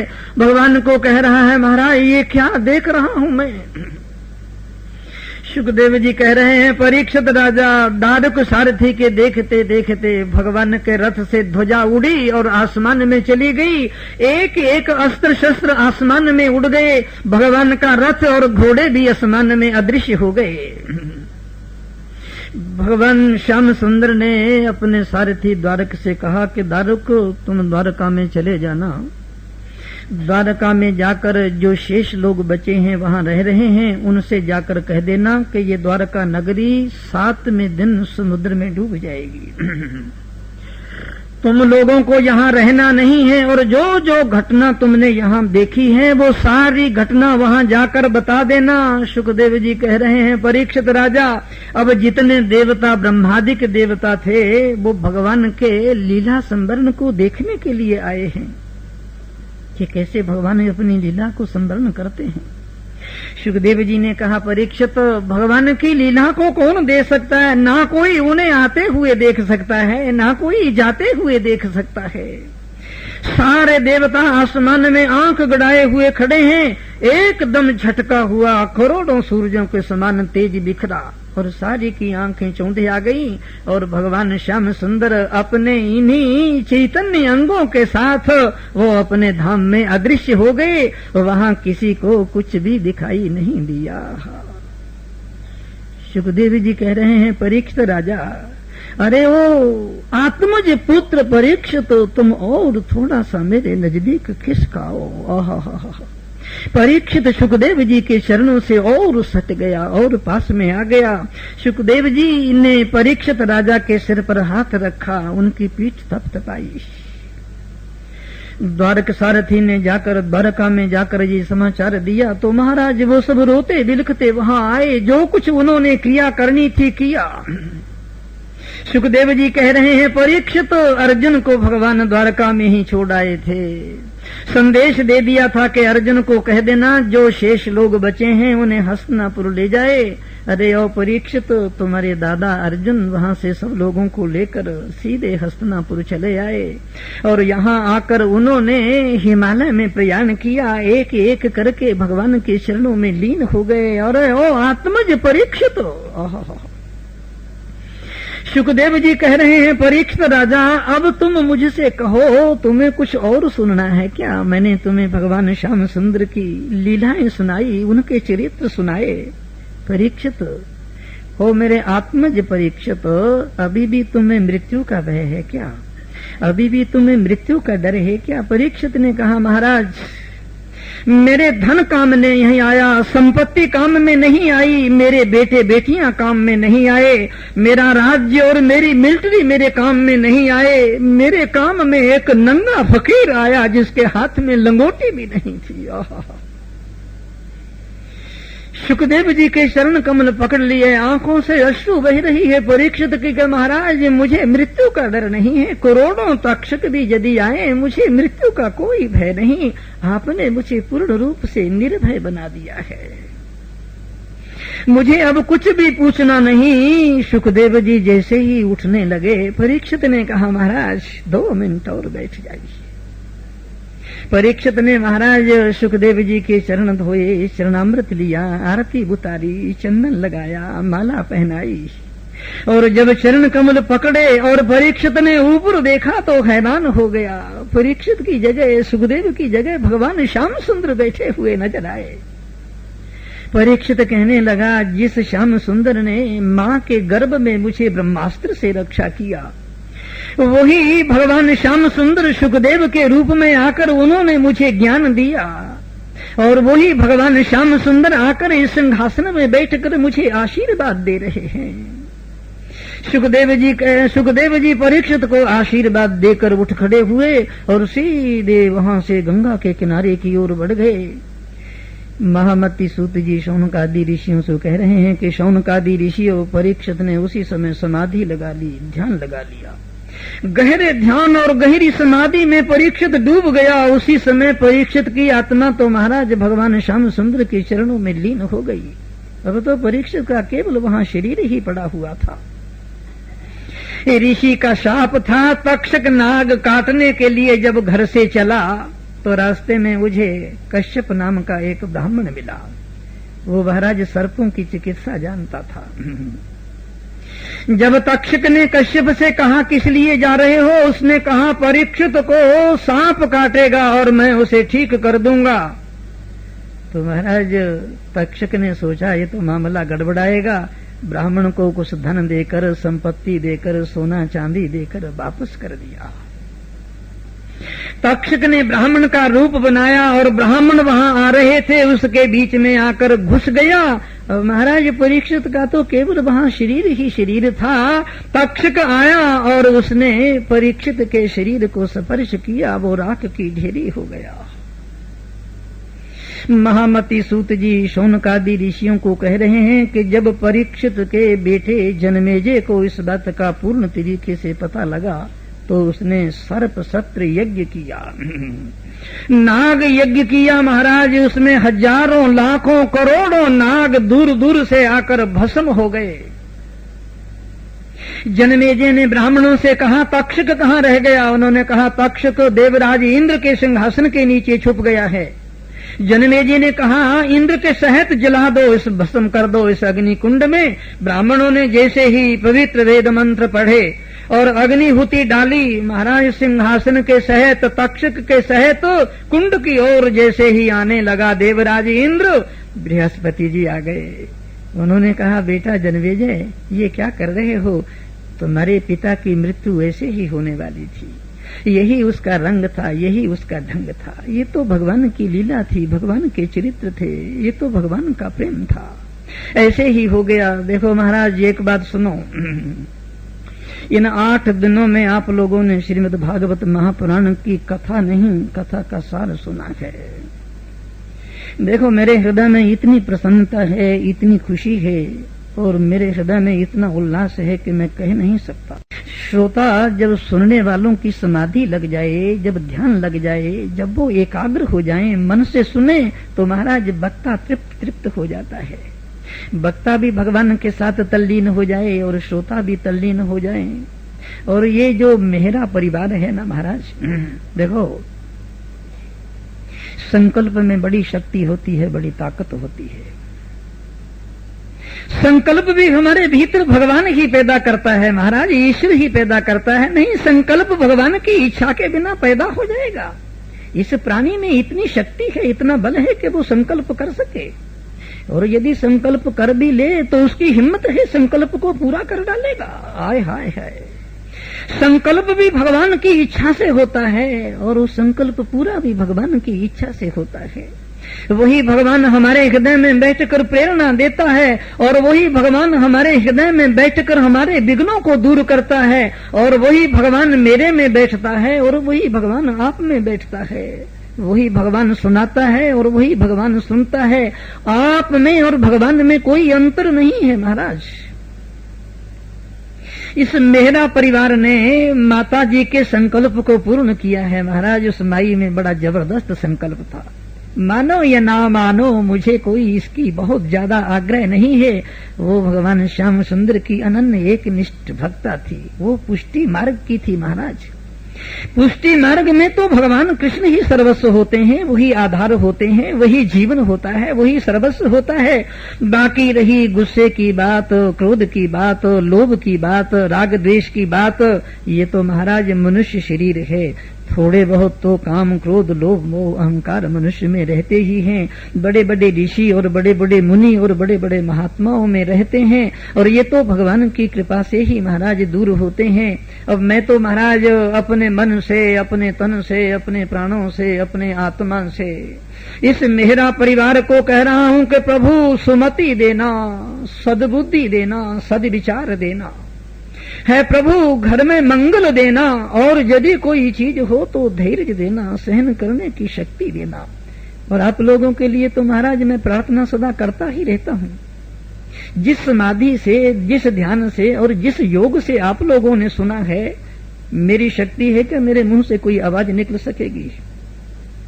यदि इतना ध्यान ना हो, इतनी समाधि ना हो, इतनी एकाग्रता न हो, घर के सारे सुख छोड़ दिए, सुविधाएं छोड़ दी आप लोगों ने। घर में कुर्सियों पर बैठते हो, सोफा सेटों पर बैठते हो, घर में इतनी देरी में कितनी बार बाथरूम में जाते हो, कितनी बार नाश्ते करते हो, सारी सुविधाएं छोड़कर जो यहाँ बैठे हो, ये अनंत जन्मों के पुण्य का प्रभाव है महाराज। मत सोचना कि कथा बेकार जाती है, कथा कभी बेकार नहीं जाती। किसी ने कितना भी सुना हो वो बेकार कभी आपने कभी देखा नहीं। दीवार में एक कील ठोक दो और फिर कील को निकाल लो, चाहे लाख वहां चूना और रंग लगा दो, लेकिन फिर भी कील का निशान बना ही रहता है महाराज। कभी ना कभी कोई शब्द, कभी ना कभी कोई भाव, और कभी ना कोई बात बिजली की तरह हमारे कानों में कौंधती है। ये हमारा राजा बेटा बैठा है, रोज मेरे को गाड़ी में लाता है, ऐसी ऐसी बातें कहता है महाराज। रात को जब मैं सोता हूँ तो मुझे याद आती हैं। ये कहता है महाराज पूरा कर दोगे क्या आज? ये मुझे कहने लगा महाराज, जब सूचना मिली है मुझे कि बच्चों के कंधों पर हाथ भार लाद कर मैं भी अब 2-3 घंटा 4 घंटा भगवान के भजन में अपना मन लगाऊं। आहा, कथा मनुष्य के जीवन को परिवर्तन करती है। कथा मनुष्य के जीवन में क्रांति लाती है, और कथा मनुष्य के जीवन में शांति और संतोष देती है। बस इन्हीं शब्दों के साथ आपके घरों में सुख, शांति, आनंद और तृप्ति रहे। और मैं भगवान से कहूंगा इसी तरह घर घर में आनंद होता रहे, खुशी होती रहे, भगवान श्याम सुंदर की भक्ति बरसती रहे और उनकी कथा वार्ता होती रहे। हरि ओम तत्सत।